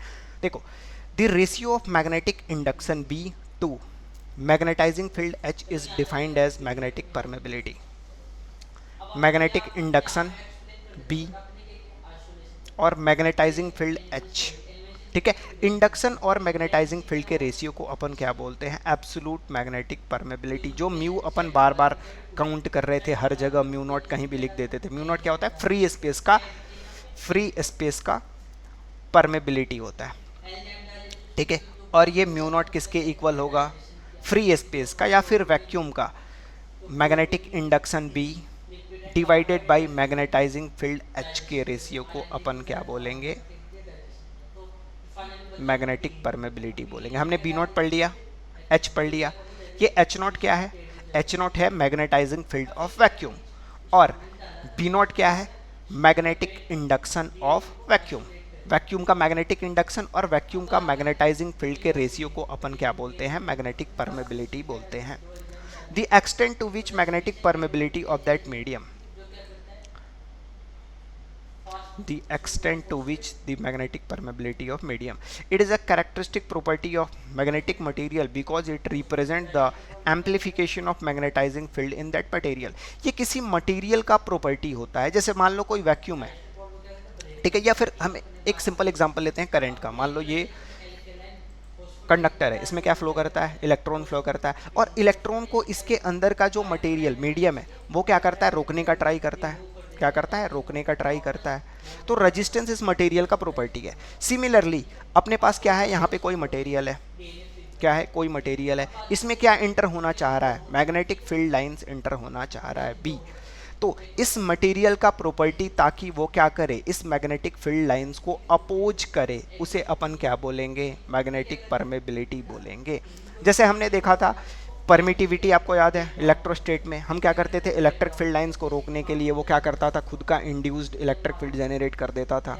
ठीक है। तो सिमिलरली अपन यहाँ क्या डिफाइन करते हैं, मैग्नेटिक परमेबिलिटी डिफाइन करते हैं, जो किसका रेशियो होता है, मैग्नेटिक इंडक्शन और मैग्नेटिक फील्ड का रेशियो होता है। क्लियर है बेटा। चलो, it's value is always positive and is different for different medium. अलग अलग मीडियम पे डिपेंड करेगा क्योंकि सबका रेजिस्टेंस अलग होगा। रेजिस्टेंस समझो आप, for material it's value can be greater और लेस देन म्यू नॉट। ये म्यू नॉट क्या होता है, म्यू नॉट किसका होता है, वैक्यूम का। तो इसके वैक्यूम से किसी का कम भी हो सकता है, किसी का मैग्नेटिक परमेबिलिटी ज़्यादा भी हो सकता है। Its value depend on H and T. H and T, हाँ बी लिख दो, इसे टेस्ला लिख दिया गलती से। ठीक है। अब इसे कैलकुलेट करने का एक और फॉर्मूला होता है, mu equals to mu nought into 1 plus chi. Chi क्या होता है, अभी मैग्नेटिक ससेप्टेबिलिटी अपन अभी पढ़ेंगे थोड़ी देर में, मैग्नेटिक ससेप्टेबिलिटी क्या होता है। म्यू नॉट, म्यू किसके इक्वल होता है, किसी भी मीडियम का मैग्नेटिक परमेबिलिटी होता है म्यू नॉट टाइम्स 1 प्लस काय। क्लियर है। नेक्स्ट अपन बात करें तो जैसे हमने पढ़ा था, आपको याद होगा, किसी मीडियम का एप्सिलॉन आर डाइलेक्ट्रिक कांस्टेंट या फिर रिलेटिव परमिटिविटी किसके इक्वल होता है, उस मीडियम का हमने क्या लिया था, मीडियम का permittivity, permittivity of medium epsilon M divided by epsilon nought. Permittivity of free space को हमने क्या बोला था, रिलेटिव परमिटिविटी। यहाँ क्या है, रिलेटिव परमेबिलिटी। तो रिलेटिव परमेबिलिटी सिमिलर वैसे ही होगा, mu R equals to mu M upon mu nought. ये हमें बताता है कि किसी मीडियम का जो परमेबिलिटी है वो वैक्यूम के परमेबिलिटी के कितने टाइम्स है। क्लियर है बेटा, ये पॉइंट अपना हो गया। अब मटेरियल तीन तरह के होंगे, फेरोमैग्नेटिक, पैरामैग्नेटिक और डायमैग्नेटिक। फेरोमैग्नेटिक मटेरियल का म्यू ज़्यादा होता है, पैरामैग्नेटिक का थोड़ा कम होता है, और डायमैग्नेटिक का सबसे कम होता है। अपन पढ़ेंगे मैग्नेटिक मटेरियल्स, थोड़ा सा और वेट कर लो आप। ठीक है, बस जानो मटेरियल तीन तरह के होते हैं, कौन कौन से, फेरोमैग्नेटिक, पैरामैग्नेटिक और डायमैग्नेटिक, जिसमें कि फेरोमैग्नेटिक का म्यू सबसे ज़्यादा होता है, उससे कम पैरामैग्नेटिक का होता है और उससे कम डायमैग्नेटिक का होता है। मैग्नेटिक परमेबिलिटी का अगर यूनिट की बात करें तो unit of magnetic permeability is weber per ampere metre. ठीक है, वेबर पर एम्पियर मीटर हम इसका ऐसा यूनिट बोलते हैं, या फिर हेनरी पर मीटर भी बोल सकते हैं, जिसका डायमेंशन होता है m1 L0 T-2 A-2। ये डायमेंशन अपने लिए इम्पॉर्टेंट है, लेकिन जेई के लिए, आपके बोर्ड्स के लिए बिल्कुल भी नहीं। चलो, अब बात करते हैं रिलेटिव परमिटिविटी की। रिलेटिव परमिटिविटी तो मैंने बता दिया ना आपको, ये टॉपिक तो अपना हो गया रिलेटिव परमिटिविटी। चलो, वापस से रिलेटिव परमिटिविटी की बात करें तो रिलेटिव परमिटिविटी डाया, पैरा और फेरो के लिए अपन बात कर सकते हैं। डायमैग्नेटिक मटेरियल का रिलेटिव परमिटिविटी 1 से कम होता है, पैरामैग्नेटिक का 1 से ज़्यादा होता है, और फेरोमैग्नेटिक का 1 से बहुत ज़्यादा होता है। क्लियर है बेटा। अपने को टॉपिक जो पढ़ना था वो इम्पोर्टेंट टॉपिक अपना यहाँ है, इंटेंसिटी ऑफ मैग्नेटाइजेशन आई। ठीक है, अब ये आया अपना मेजर टॉपिक, ये आपके बोर्ड्स के लिए बहुत इंपॉर्टेंट है। The magnetic movement per unit volume of material is defined as intensity of magnetisation. Intensity of magnetisation को अपन आई से डिनोट करते हैं। ठीक है, इंटेंसिटी ऑफ मैग्नेटाइजेशन क्या होता है, मैग्नेटिक मूवमेंट अभी हमने देखा, magnetic movement per unit volume को अपन बोलते हैं इंटेंसिटी ऑफ मैग्नेटाइजेशन। क्लियर है बेटा। The unit of intensity of magnetisation ampere per metre, इसका यूनिट क्या होगा, एम्पियर पर मीटर, और इसका डायमेंशन क्या होगा, m0 L-1 T0 A1। ठीक है, ये इसका डायमेंशन होगा। The pole strength per unit area of cross section is defined as intensity of magnetisation. Intensity of magnetisation को एक तरह से और डिफाइन कर सकते हैं, कैसे कर सकते हैं? Pole strength per unit area.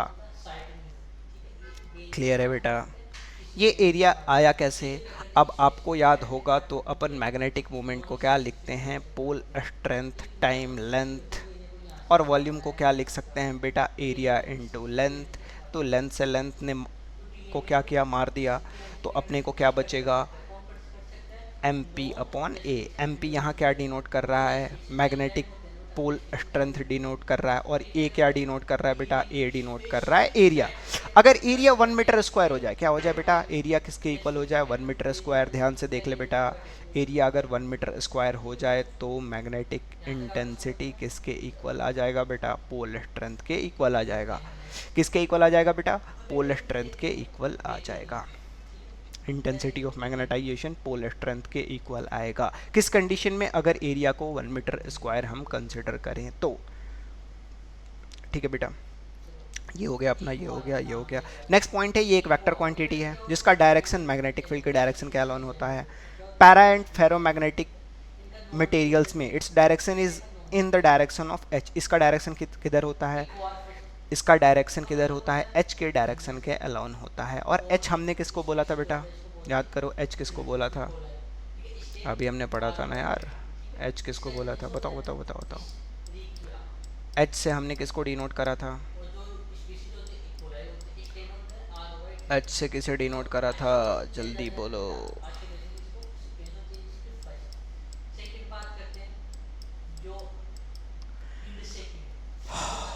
Magnetic magnetising field को। मैग्नेटाइजिंग फील्ड क्या होता है?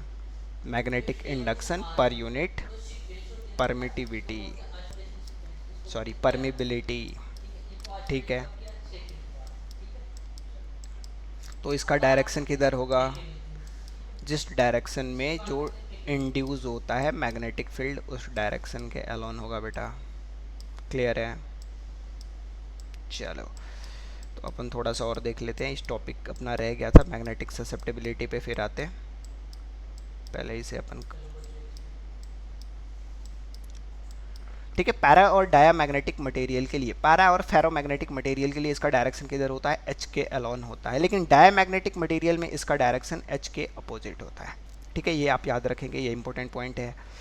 I is produced in material due to spin motion of electron. Electron के स्पिन मोशन की वजह से क्या होता है? आई प्रोड्यूस होता है। यहाँ पे आई क्या है बेटा? आई करंट बिल्कुल भी नहीं है। आई क्या है? इंटेंसिटी ऑफ मैग्नेटाइजेशन है। क्या है? इंटेंसिटी ऑफ मैग्नेटाइजेशन किसकी वजह से प्रोड्यूस होता है बेटा?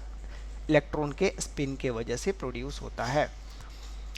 The value of I and it's directions in a material depends on nature of the material. Material के नेचर के ऊपर डिपेंड करता है। अगर पैरामैग्नेटिक मटेरियल का देखें तो एम और आई दोनों का कर्व कैसा होगा? Straight line passing through origin होगा। ये आपको याद रखना है बेटा। डायामैग्नेटिक का क्या होगा? Straight line passing through origin होगा, लेकिन ये फोर्थ क्वाड्रेंट में होगा, ये डिक्रीज करेगा। एम के इंक्रीज करने पे आई का वैल्यू क्या हो रहा है बेटा? डिक्रीज कर रहा है। यहाँ पे एम के वैल्यू इंक्रीज करने पे आई का वैल्यू क्या हो रहा है बेटा? आई का वैल्यू भी इंक्रीज हो रहा है। यहाँ पे अगर बात करें फेरोमैग्नेटिक मटेरियल की, तो इनिशियली आई का वैल्यू इंक्रीज होने पे एम का वैल्यू भी क्या हो रहा है? इंक्रीज हो रहा है। लेकिन एक पार्टिकुलर टाइम आने के बाद ये क्या हो जाएगा बेटा? ये फेरोमैग्नेटिक मटेरियल में कांस्टेंट हो जाएगा। ग्राफ से देख सकते हैं। क्लियर है बेटा? ठीक है, अब तीनों ग्राफ को आपने एक साथ ड्रॉ कर दिया तो ये कुछ ऐसा दिखेगा। अब इसकी वैल्यू, जो वैल्यू होती है मटेरियल्स के लिए, आई की वैल्यू वो टेम्परेचर पे भी डिपेंड करती है, और इसके लिए एक लॉ भी है। तो देख लेते हैं क्या है। Its value depends on temperature. I की वैल्यू किस पे डिपेंड करेगी? टेम्परेचर पे। It is produced on account of induction in material. ये किसके वजह से प्रोड्यूस होता है? इंटेंसिटी ऑफ मैग्नेटाइजेशन, इंडक्शन के वजह से प्रोड्यूस होता है।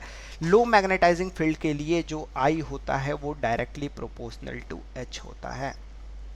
क्लियर है? और आई अगर हम इसे हटाएं, यहाँ से क्या करें? प्रोपोर्शनलिटी साइन को हटाएं तो क्या आएगा अपने पास? एक कांस्टेंट आएगा। कौन सा कांस्टेंट आएगा बेटा? यहाँ पे आएगा ससेप्टिबिलिटी एच, और ये ई। क्लियर है बेटा? हमने देखा कि आई किस पे डिपेंड कर रहा है बेटा, टेम्परेचर पे डिपेंड कर रहा है, और किस पे डिपेंड कर रहा है, एच पे डिपेंड कर रहा है, यानी इंडक्शन पे डिपेंड कर रहा है।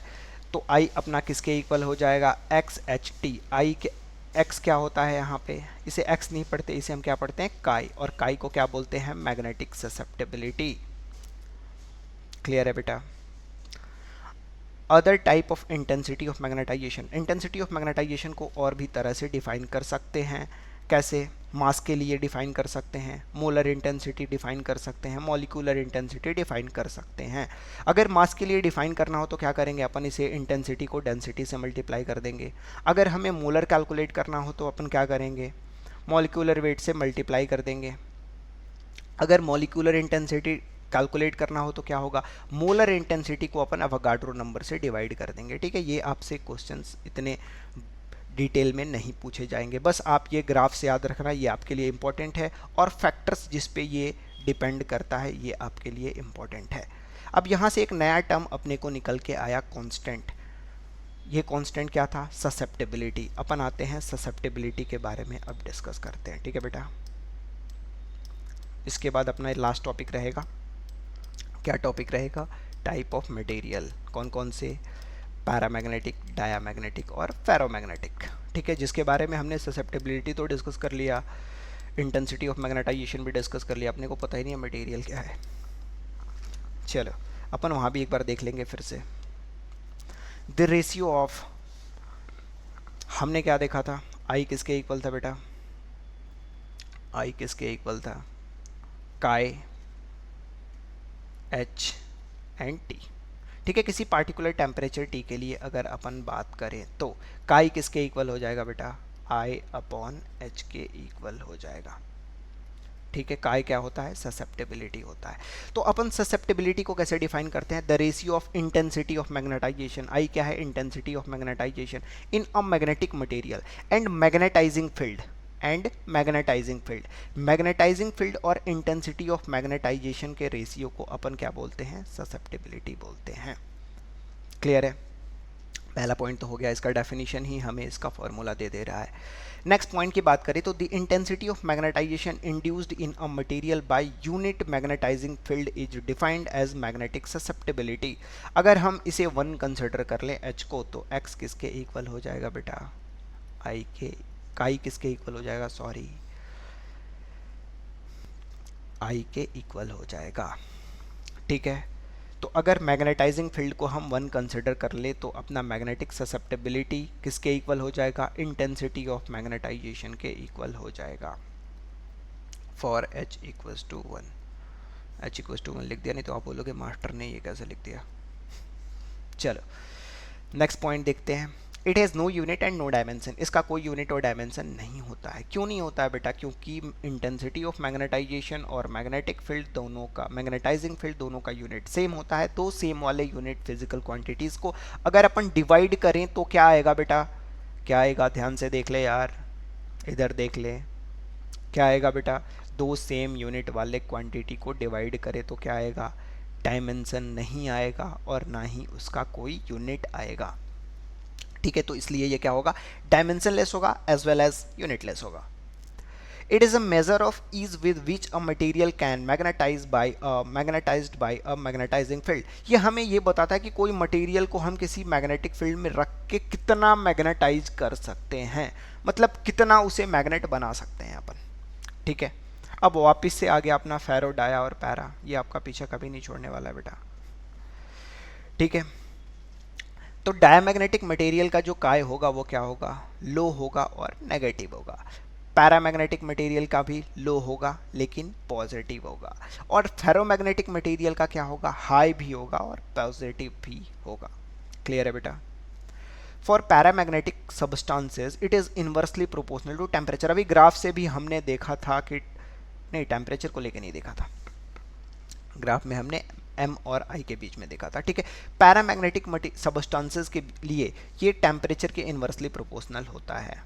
For low magnetizing field the value of chi constant. अगर मैग्नेटाइजिंग फील्ड कांस्टेंट हो, मतलब वीक मैग्नेटिक फील्ड के अंदर किसी मटेरियल को ले जाके रखते हैं तो उसका इंडक्शन भी कम होगा और काय उसके लिए क्या होगा, कांस्टेंट होगा। Different type of magnetic susceptibility, जैसे हमने डिफाइन करा था इंटेंसिटी ऑफ मैग्नेटाइजेशन, वैसे ही हम मैग्नेटिक ससेप्टेबिलिटी को भी अलग अलग तरह से डिफाइन कर सकते हैं। अब मास के लिए डिफाइन कर, वॉल्यूम के लिए डिफाइन करें तो क्या होगा, I अपॉन एच एक्स। मास के लिए डिफाइन करें तो क्या होगा, डेंसिटी से डिवाइड करा था हमने वहाँ भी, यहाँ भी क्या करेंगे अपन, इसे भी डेंसिटी से डिवाइड कर देंगे। मोलर ससेप्टेबिलिटी को करने के लिए क्या करेंगे, मॉलिक्यूलर वेट से मल्टीप्लाई कर देंगे। स्पेसिफिक ससेप्टेबिलिटी या फिर मास के लिए जो ससेप्टेबिलिटी हमने कैलकुलेट करा, अगर हम इसे मॉलिक्यूलर वेट से मल्टीप्लाई करते हैं, सॉरी मोलर वेट से मल्टीप्लाई करते हैं तो अपने को क्या मिल जाएगा, मोलर ससेप्टेबिलिटी। और अगर एटॉमिक वेट से मल्टीप्लाई कर देते हैं स्पेसिफिक ससेप्टेबिलिटी को तो हमें क्या मिल जाएगा, मॉलिक्यूलर ससेप्टेबिलिटी। अब एक और अपने पास इम्पोर्टेंट ग्राफ आता है। डायमैग्नेटिक मटेरियल का हमने देखा था क्या होता है बेटा, जो x होता है वो इन्वर्सली प्रोपोर्शनल, काई जो होता है इन्वर्सली प्रोपोर्शनल टू t होता है। अगर इसका ग्राफ ड्रॉ करे, X Y equals to constant का ग्राफ कैसा होता है बेटा, आप देखो कैसा दिख रहा है, ये कैसा दिख रहा है, इसे क्या बोलते हैं बेटा, हाइपरबोला बोलते हैं क्या, बिल्कुल।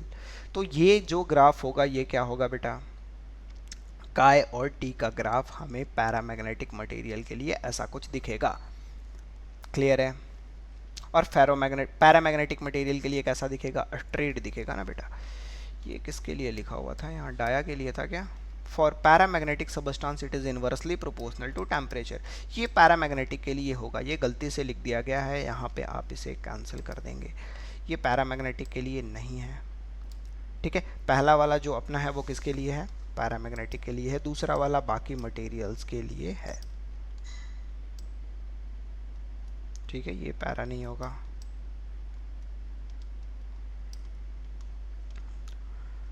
ठीक है बेटा, चलो अपन आगे बढ़ते हैं। ठीक है, अपना डिस्कशन बस ख़त्म होने को आया है। अपन टाइप ऑफ मटेरियल अब डिस्कस करने वाले हैं। कितने तरह के मटेरियल्स होते हैं, 3, कौन कौन से, पैरामैग्नेटिक, डायामैग्नेटिक और फेरोमैग्नेटिक। तो अपन स्टार्ट करते हैं क्लासिफिकेशन ऑफ मटेरियल्स। क्लियर है बेटा, स्टार्ट करें, बोर तो नहीं हो रहे हो। चलो, classification of material. The root cause of magnetism in material is motion of electric charge. ठीक है, मैग्नेटिज्म आने का मेजर रीजन क्या है, मोशन ऑफ इलेक्ट्रिक चार्ज। पिछला चैप्टर आपको याद होगा तो हमने क्या डिस्कस करा था कि अगर मूविंग चार्ज क्या प्रोड्यूस करता है, मैग्नेटिक फील्ड जनरेट करता है। तो मटेरियल्स भी मैग्नेटिक की तरह बिहेव क्यों, कैसे करता है, मैग्नेट की तरह बिहेव कैसे करता है, मूविंग चार्ज की वजह से करता है। The motion of electron and proton in atom is responsible for their magnetic properties. किसी मटेरियल के अंदर इलेक्ट्रॉन्स और प्रोटॉन का मोशन उसके मैग्नेटिक प्रॉपर्टीज के मूवमेंट के लिए रिस्पॉन्सिबल है। The variation in number of fundamental charge particles and variation in their alignment in different material are responsible for difference in their magnetic properties. उनका जो number of electrons भी responsible हैं, कितने electrons proton pair form हो रहे हैं, वो भी रिस्पॉन्सिबल है उस मटेरियल के मैग्नेटिक प्रॉपर्टी के लिए। On the basis of mutual interaction and behaviour of various material in external magnetic field, the material as divided into 3 part. इन तीनों बेसिस पे मटेरियल्स को हमने 3 पार्ट में डिवाइड करा। कौन कौन सा बेटा, वही जो आपका पीछा नहीं छोड़ रहा था, diamagnetism, diamagnetic material, paramagnetic material और तीसरा फेरोमैग्नेटिक मटेरियल। अब देखो बेटा, तीनों का अपने डायग्राम बना रखा क्योंकि अपन रिवीजन कर रहे हैं, तो स्टार्ट करें। अब कॉजेज ऑफ मैग्नेटिज्म अपन बात करते हैं तो ऑर्बिटल मोशन ऑफ सब्सटेंस की बात करें। डायामैग्नेटिज्म में जो रीजन होता है वो क्या होता है, orbital motion of substance. Substance कौन से, सब एटॉमिक पार्टिकल्स। जो सब्सटेंस हैं उस सब्सटेंसेस के ऑर्बिटल मोशन के वजह से ये मैग्नेट की तरह बिहेव करता है या फिर मैग्नेटाइज होता है। क्लियर है। पैरामैग्नेटिक मटेरियल इलेक्ट्रॉन के स्पिन के वजह से होता है। ठीक है, और फेरोमैग्नेटिक सबस्टांस किसके वजह से होता है, उसके लिए इलेक्ट्रॉनिक मोशन की ज़रूरत नहीं है, ना ही ऑर्बिटल मोशन की ज़रूरत है, ना ही स्पिन की ज़रूरत है। ठीक है, explanation of magnetism on the basis of orbital motion of electron subatomic particles, इसी के बेसिस पे हम डायमैग्नेटिक को सेपरेट करते हैं। On the basis off spin, अभी हमने डिस्कस करा इलेक्ट्रॉन के स्पिन के वजह से। On the basis of domain formed, ferromagnetic में डोमेन ऑलरेडी पहले से प्रेजेंट होता है, इस वजह से इसमें हमें किस चीज़ की ज़रूरत नहीं पड़ती बेटा, ना ही हमें स्पिन की ज़रूरत पड़ती है और ना ही हमें ऑर्बिटल मोशन की ज़रूरत पड़ती है। तो इसके प्रिंसिपल को क्या बोलेंगे, orbital, electron orbital principle, electron spin principle और इसका डोमेन प्रिंसिपल इन्वॉल्व होगा। अगर बात करें behaviour in non uniform magnetic field, अगर तीनों मटेरियल को नॉन यूनिफॉर्म मैग्नेटिक फील्ड में अपन रखें तो क्या होगा, these are repelled in external magnetic field. ठीक है, ये क्या होगा, इनके बीच और किसी नॉन यूनिफॉर्म मैग्नेटिक फील्ड के बीच में रिपल्सन होगा। रिपल्सन होने का रीज़न क्या है, क्योंकि ये पार्टिकल क्या ट्राई करेगा, हाई मैग्नेटिक फील्ड रीजन से लो मैग्नेटिक फील्ड रीजन में जाना, इस वजह से इसके ऊपर रिपल्सन लगेगा, क्योंकि ये क्या प्रीफर करता है, लो मैग्नेटिक फील्ड रीजन में रहना। यहाँ पे मान लो बहुत सारे मैग्नेटिक फील्ड लाइन्स है, अगर उसके पास कोई जाता है तो वो क्या, कहाँ रहना चाहता है, जहाँ पे भीड़ भाड़ कम हो, तो वो क्या होगा, वहाँ से दूर भागेगा ना। ठीक है, these are feebly attracted in external magnetic field, they are tendency, इनकी टेंडेंसी क्या होती है, स्पिन पार्टिकल्स होने के वजह से इनकी टेंडेंसी क्या होती है, ये रहना चाहते हैं भीड़ भाड़ जगहों पे, यानी ये क्या होगा, ये ज़्यादा फील्ड लाइंस के पास जाएंगे, यानी इनका क्या होगा, अट्रैक्शन होगा। these are strongly attracted in external magnetic field। ठीक है, ये भी भीड़ भाड़ जगहों पे रहना पसंद करते हैं भाई, ferromagnetic. State of magnetization, these are weakly magnetize, ये दूर दूर भागेगा तो क्या होगा, वीकली मैग्नेटाइज ही होगा ना। जो मान लो भीड़ भाड़ जगहों से दूर रहेगा, जो मुश्किलों से भागेगा, वो आगे कैसे बढ़ेगा भाई, नहीं बढ़ेगा ना। ठीक है, तो ये इस वजह से वीकली मैग्नेटाइज्ड होता है।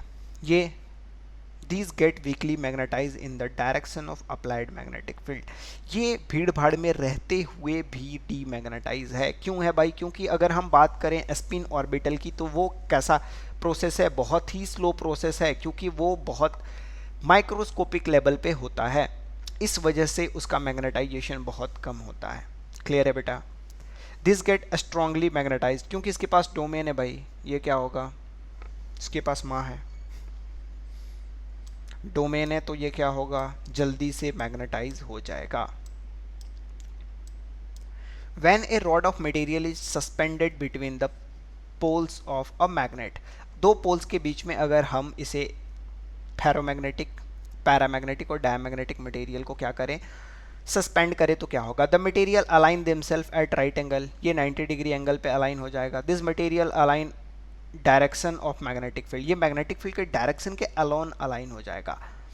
ठीक है, ये परपेंडिकुलरली अलाइन होगा, ऐसे मान लो मैग्नेटिक फील्ड ऐसे जा रहा है तो ये क्या होगा, उसके डायरेक्शन के अलोन होगा। और ये भी, ये तो भाई दोनों भाई भाई हैं, एक साथ चल रहे हैं।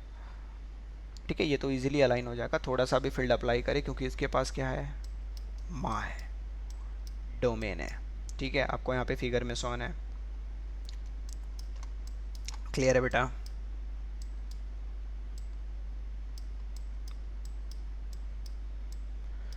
चलो। लिक्विड और powder in a water glass, अगर किसी वाटर ग्लास में लिक्विड और पाउडर को हम डाल देते हैं, when placed between the poles, अगर हम इसका डायमैग्नेटिक मटेरियल, फेरोमैग्नेटिक और पैरामैग्नेटिक मटेरियल के लिक्विड को ग्लास में डालते हैं, तो इसका एक्सप्रेशन कैसा दिखेगा, आपको दिख रहा होगा यहाँ कलर्ड पार्ट, ये कुछ इस तरह का एलाइनेशन फॉर्म करेगा। ये इसका एलाइनेशन आपको दिख रहा होगा थोड़ा सा डिसकंटिन्यूअस है, और इसका बहुत ज़्यादा डिसकंटिन्यूअस है। ठीक है, the liquid get depressed in a middle, ये लिक्विड क्या होगा, बीच में डिप्रेस हो जाएगा। ये लिक्विड क्या होगा, बीच में ऊपर की तरफ आ जाएगा। कैपिलरी ट्यूब वाला कंडीशन से याद है बेटा, और ये बहुत ज़्यादा शार्प कॉर्नर फॉर्म करेगा। क्यों भाई, इसके पास माँ है, फिर से।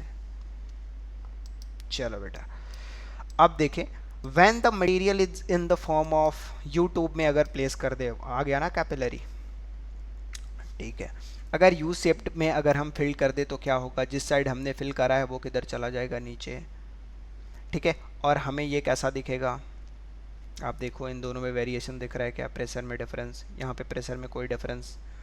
Liquid level is that limb rises up, और इसमें लिक्विड लेवल जहाँ पे हमने मैग्नेट रखा है उधर का राइज करेगा, और यहाँ पे जहाँ पे हमने मैग्नेट रखा है उसकी अपोजिट साइड का राइज करेगा।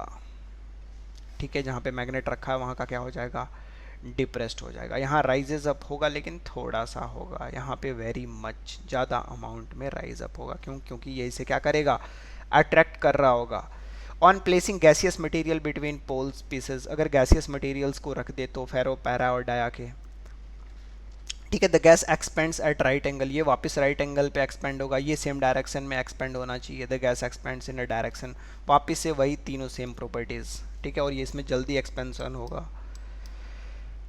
The value of magnetic induction, अगर इंडक्शन की बात करें तो सबसे कम इंडक्शन इसमें होगा, उससे ज़्यादा इसमें होगा, और सबसे ज़्यादा भाई इसमें होगा। मैग्नेटिक ससेप्टेबिलिटी हमने अभी डिस्कस करा था। मैग्नेटिक ससेप्टेबिलिटी इसका लो होता है और नेगेटिव होता है। इसका लो होता है लेकिन पॉजिटिव होता है, यानी 0 से ज़्यादा ही होगा, इसका 0 से कम होगा भाई, इसका बहुत ज़्यादा होगा, इसका ऑर्डर 100 के आसपास होता है, 10⁻² के ऑर्डर का होता है। टेम्परेचर पे कैसे डिपेंड करता है, तो सबसे पहला वाला तो भाई टेम्परेचर पे does not depend on temperature.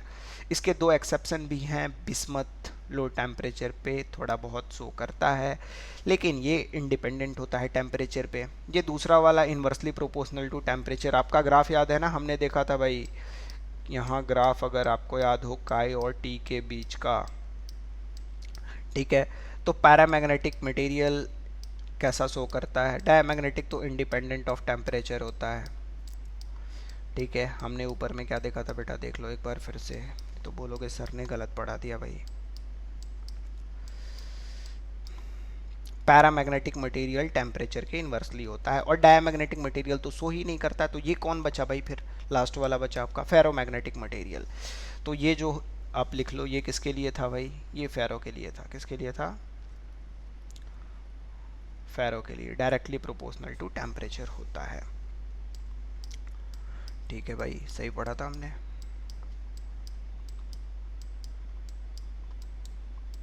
चलो अपना ख़त्म ही होने को है, 2-4 पॉइंट और बचे।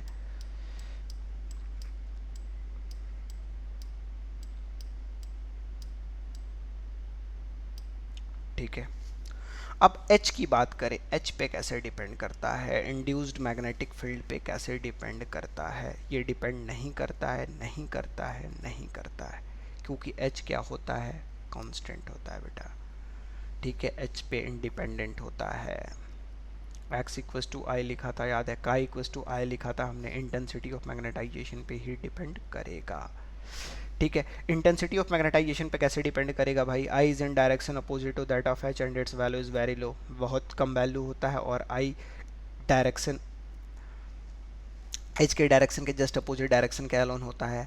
आई is in the direction of H, ठीक है, इसका इंटेंसिटी ऑफ मैग्नेटाइजेशन इस मटेरियल का क्या होता है, एच के डायरेक्शन के अलोन होता है, और इसमें डायरेक्शन एच के डायरेक्शन के अलोन होता है और बहुत ज़्यादा होता है। आई एच ग्राफ की बात करी थी हमने, एच इंक्रीज़ करने पे आई इसका क्या हो रहा था, आई डिक्रीज़ हो रहा था। यहाँ पे आई इंक्रीज़ होने पे एच क्या हो रहा था, इंक्रीज़ हो रहा था। ये पहले इंक्रीज़ हो रहा था, फिर आगे जाके क्या हो जा रहा था, कांस्टेंट हो जा रहा था। ये भी हमने डिस्कस कर लिया था, क्योंकि भाई एच पे तो डिपेंड ही नहीं कर रहा ना ये। चलो नेक्स्ट बात करें मैग्नेटिक मोमेंट की, तो the value of magnetic moment m is very लो, इसकी मैग्नेटिक मोमेंट बहुत कम होती है, इसकी भी मैग्नेटिक मोमेंट बहुत कम होती है, और h के डायरेक्शन के अलोन होता है।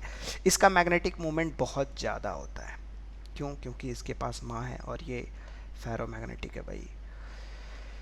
और किसके डायरेक्शन के अलोन होता है, एच के डायरेक्शन के अलोन होता है। Transition of material at Curie temperature do not change, इसका कोई ट्रांजिशन नहीं होता, क्यूरी टेम्परेचर पे ये चेंज नहीं होता है। On cooling this get converted into ferro, इसे अगर ठंडा करे तो ये किस में कन्वर्ट हो जाता है, फेरोमैग्नेटिक में कन्वर्ट हो जाता है।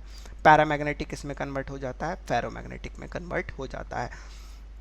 This get converted into para, अगर इसे हम क्या करें, क्यूरी टेम्परेचर के ऊपर लेके जाएं, बात करेंगे क्यूरी टेम्परेचर क्या है, क्यूरी टेम्परेचर के ऊपर लेके जाएं तो ये क्या हो जाएगा, ये material this get converted into para magnetic, ये पैरामैग्नेटिक में फर्स्ट वाले में कन्वर्ट हो जाएगा। अगर x और t की ग्राफ ड्रॉ करें तो ये टेम्परेचर के इंडिपेंडेंट होता है, ये ग्राफ जो हमने फर्स्ट वाला देखा था। दूसरा वाला ये टेम्परेचर के इन्वर्सली प्रोपोर्शनल होता है और ये भी टेम्परेचर के इन्वर्सली प्रोपोर्शनल होता है। यानी लास्ट वाला जो ग्राफ ऊपर में गिवन था वो ग्राफ वहाँ के लिए था ही नहीं, ठीक है, उसे आप काट देंगे बेटा। मैग्नेटाइजेशन की प्रॉपर्टी की बात करें तो diamagnetism is a found in those material in the atom of which the number of electron is even. सबसे इंपॉर्टेंट बात निकल के आती है कि डायामैग्नेटिक मटेरियल कौन होगा जिसके नंबर ऑफ इलेक्ट्रॉन्स क्या होंगे, इवन होंगे। Paramagnetic material found in those materials in which the majority of electron spin are in same directions. ठीक है, पैरामैग्नेटिक मटेरियल्स कौन होंगे बेटा, जिनके इलेक्ट्रॉन्स का स्पिन सेम डायरेक्शन में होगा, मेजॉरिटी ऑफ इलेक्ट्रॉन्स का। ठीक है, अगर मान लो ऐसा मटेरियल है जिसके आउटर मोस्ट ऑर्बिटल में कितने इलेक्ट्रॉन्स हैं, 1 2 3 5 इलेक्ट्रॉन्स हैं और सबका डायरेक्शन इलेक्ट्रॉन्स का, सबका स्पिन क्या है, सेम है, तो ऐसा मटेरियल क्या होगा, ये मटेरियल कैसा मटेरियल होगा बेटा, पैरामैग्नेटिक मटेरियल होगा। और इसके नंबर ऑफ इलेक्ट्रॉन्स, अगर मान लो इसके पास 4 इलेक्ट्रॉन्स हैं आउटर मोस्ट ऑर्बिटल में, या 6 कंसिडर कर लो, ये फुल्ली फिल्ड है, तो ये मटेरियल कैसा मटेरियल होगा, ये मटेरियल डायामैग्नेटिक होगा। ये कैसा होगा, डायामैग्नेटिक होगा। ये मटेरियल कैसा होगा, पैरामैग्नेटिक होगा। और फेरोमैग्नेटिक मटेरियल तो उसमें पाया जाता है जिसमें external magnetic field strongly magnetised करता है। ठीक है, अपन एग्जाम्पल्स की बात कर ले तो एग्जाम्पल्स पहला वाला कौन सा था भाई, पहला वाला डायमैग्नेटिक मटेरियल कौन कौन सा होता है, copper, silver, gold, zinc, bismuth, sodium chloride, water. अगर इसकी बात करें तो aluminium, platinum, sodium, copper chloride, oxygen, crown glass. ठीक है, ये एग्जाम्पल्स आप याद रखेंगे, एग्जाम्पल्स आपके लिए इंपॉर्टेंट है। ठीक है, इसमें कौन सा इफेक्ट देखने को मिलता है, डिस्टॉर्शन इफेक्ट देखने को मिलता है, इसमें ओरिएंटेशन इफेक्ट देखने को मिलता है और इसमें हिस्टैरिसीस इफेक्ट देखने को मिलता है। अब आ जाते हैं बेटा अपने लास्ट टॉपिक पे, क्यूरी टेम्परेचर। ठीक है, तो देखिए अगर बात करें, हमने 2 तरह के मटेरियल्स का ससेप्टिबिलिटी देखा जो टेम्परेचर पे कैसे डिपेंड कर रहा है बेटा, इन्वर्सली प्रोपोर्शनल। कौन कौन से मटेरियल का, पैरामैग्नेटिक और फेरोमैग्नेटिक मटेरियल का। तो पैरामैग्नेटिक और फेरोमैग्नेटिक मटेरियल का जो ससेप्टेबिलिटी होता है, the magnetic susceptibility of paramagnetic substance is inversely proportional to absolute temperature. ठीक है, मैग्नेटिक ससेप्टेबिलिटी का जो होता है टेम्परेचर के इनवर्सली प्रोपोर्शनल होता है। अगर हम यहाँ से एक टर्म लाएं तो अपन क्या लिख सकते हैं, काई प्रोपोर्शनल टू 1/T। तो यहाँ से हम क्या लिख सकते हैं बेटा, काई इक्वल्स टू एक कांस्टेंट आ जाएगा C/T। ठीक है बेटा, इस C को अपन बोलते हैं क्यूरीज कांस्टेंट। C को क्या बोलते हैं बेटा, क्यूरी कांस्टेंट। Curie constant. अब क्यूरी कांस्टेंट क्या होगा, C का वैल्यू क्या होगा बेटा, ऑन इंक्रीजिंग द टेम्परेचर। अगर हम देखें टेम्परेचर बढ़ाएं तो magnetic susceptibility of paramagnetic material decreases and vice versa. जैसा हम देख सकते हैं काई किसके प्रोपोर्शनल है, टेम्परेचर के इन्वर्सली प्रोपोर्शनल है। अगर टेम्परेचर बढ़ाएंगे तो काई का वैल्यू क्या होगा, डिक्रीज होगा। ये तो पहले भी अपन डिस्कस कर चुके हैं। The magnetic susceptibility of ferromagnetic substance does not changes according to Curie law. Ferromagnetic materials का भी, या फिर पहले भी हमने डिस्कस करा, फेरोमैग्नेटिक मटेरियल तो का ससेप्टेबिलिटी किस पे डिपेंड नहीं करता, टेम्परेचर पे डिपेंड नहीं करता, वो स्ट्रॉन्ग मैग्नेटिक फील्ड में ऑटोमेटिकली अलाइन हो जाता है। अब आता है सबसे इंपॉर्टेंट अपना पॉइंट, अपने बार बार आ रहा था ना, क्यूरी टेम्परेचर। क्यूरी टेम्परेचर क्या है, तो क्यूरी टेम्परेचर क्या है, the temperature above which a ferromagnetic material behaves like a paramagnetic. ऐसा टेम्परेचर जिसके बाद फेरोमैग्नेटिक मटेरियल पैरामैग्नेटिक की तरह बिहेव करने लगता है, उसे हम क्या बोलते हैं बेटा, क्यूरी टेम्परेचर। उसे बोलते हैं क्यूरी टेम्परेचर, जिसे अपन TC से डिनोट करते हैं। ठीक है बेटा, the minimum temperature at which ferromagnetic substance is converted into paramagnetic substance is defined as Curie temperature. उस मिनिमम टेम्परेचर को अपन क्यूरी टेम्परेचर बोलेंगे। अगर एग्जांपल की बात करें तो बहुत सारे फेरोमैग्नेटिक मटेरियल हैं, इसका वैल्यू अलग अलग होता है। निकल की बात करें तो निकल का क्यूरी टेम्परेचर 358 डिग्री सेल्सियस होता है। आयरन की बात करें तो आयरन का क्यूरी टेम्परेचर 770 डिग्री सेल्सियस होता है। ठीक है बेटा, अब ये लास्ट है। As the temperature, at this temperature the ferromagnetic substance of the substance suddenly vanishes। ठीक है, इस टेम्परेचर पे जो फेरोमैग्नेटिक मटेरियल का जो फेरोमैग्नेटिज्म प्रॉपर्टी होता है वो क्या होता है बेटा, वैनिस हो जाता है। और किस में कन्वर्ट हो जाता है, वो फेरोमैग्नेटिक से पैरामैग्नेटिक में कन्वर्ट हो जाता है। ठीक है बेटा, तो ये अपना लेक्चर आज का हो गया ख़त्म। ठीक है, हमने इस चैप्टर को आज कंप्लीट कर लिया। ठीक है, नेक्स्ट के लेक्चर में अपन डिस्कस करेंगे इलेक्ट्रोमैग्नेटिक इंडक्शन, तो आप हमारे साथ बने रहिए। ठीक है, और वीडियो कैसी लगी आप कमेंट में ज़रूर बताएं। ठीक है बेटा, थैंक यू।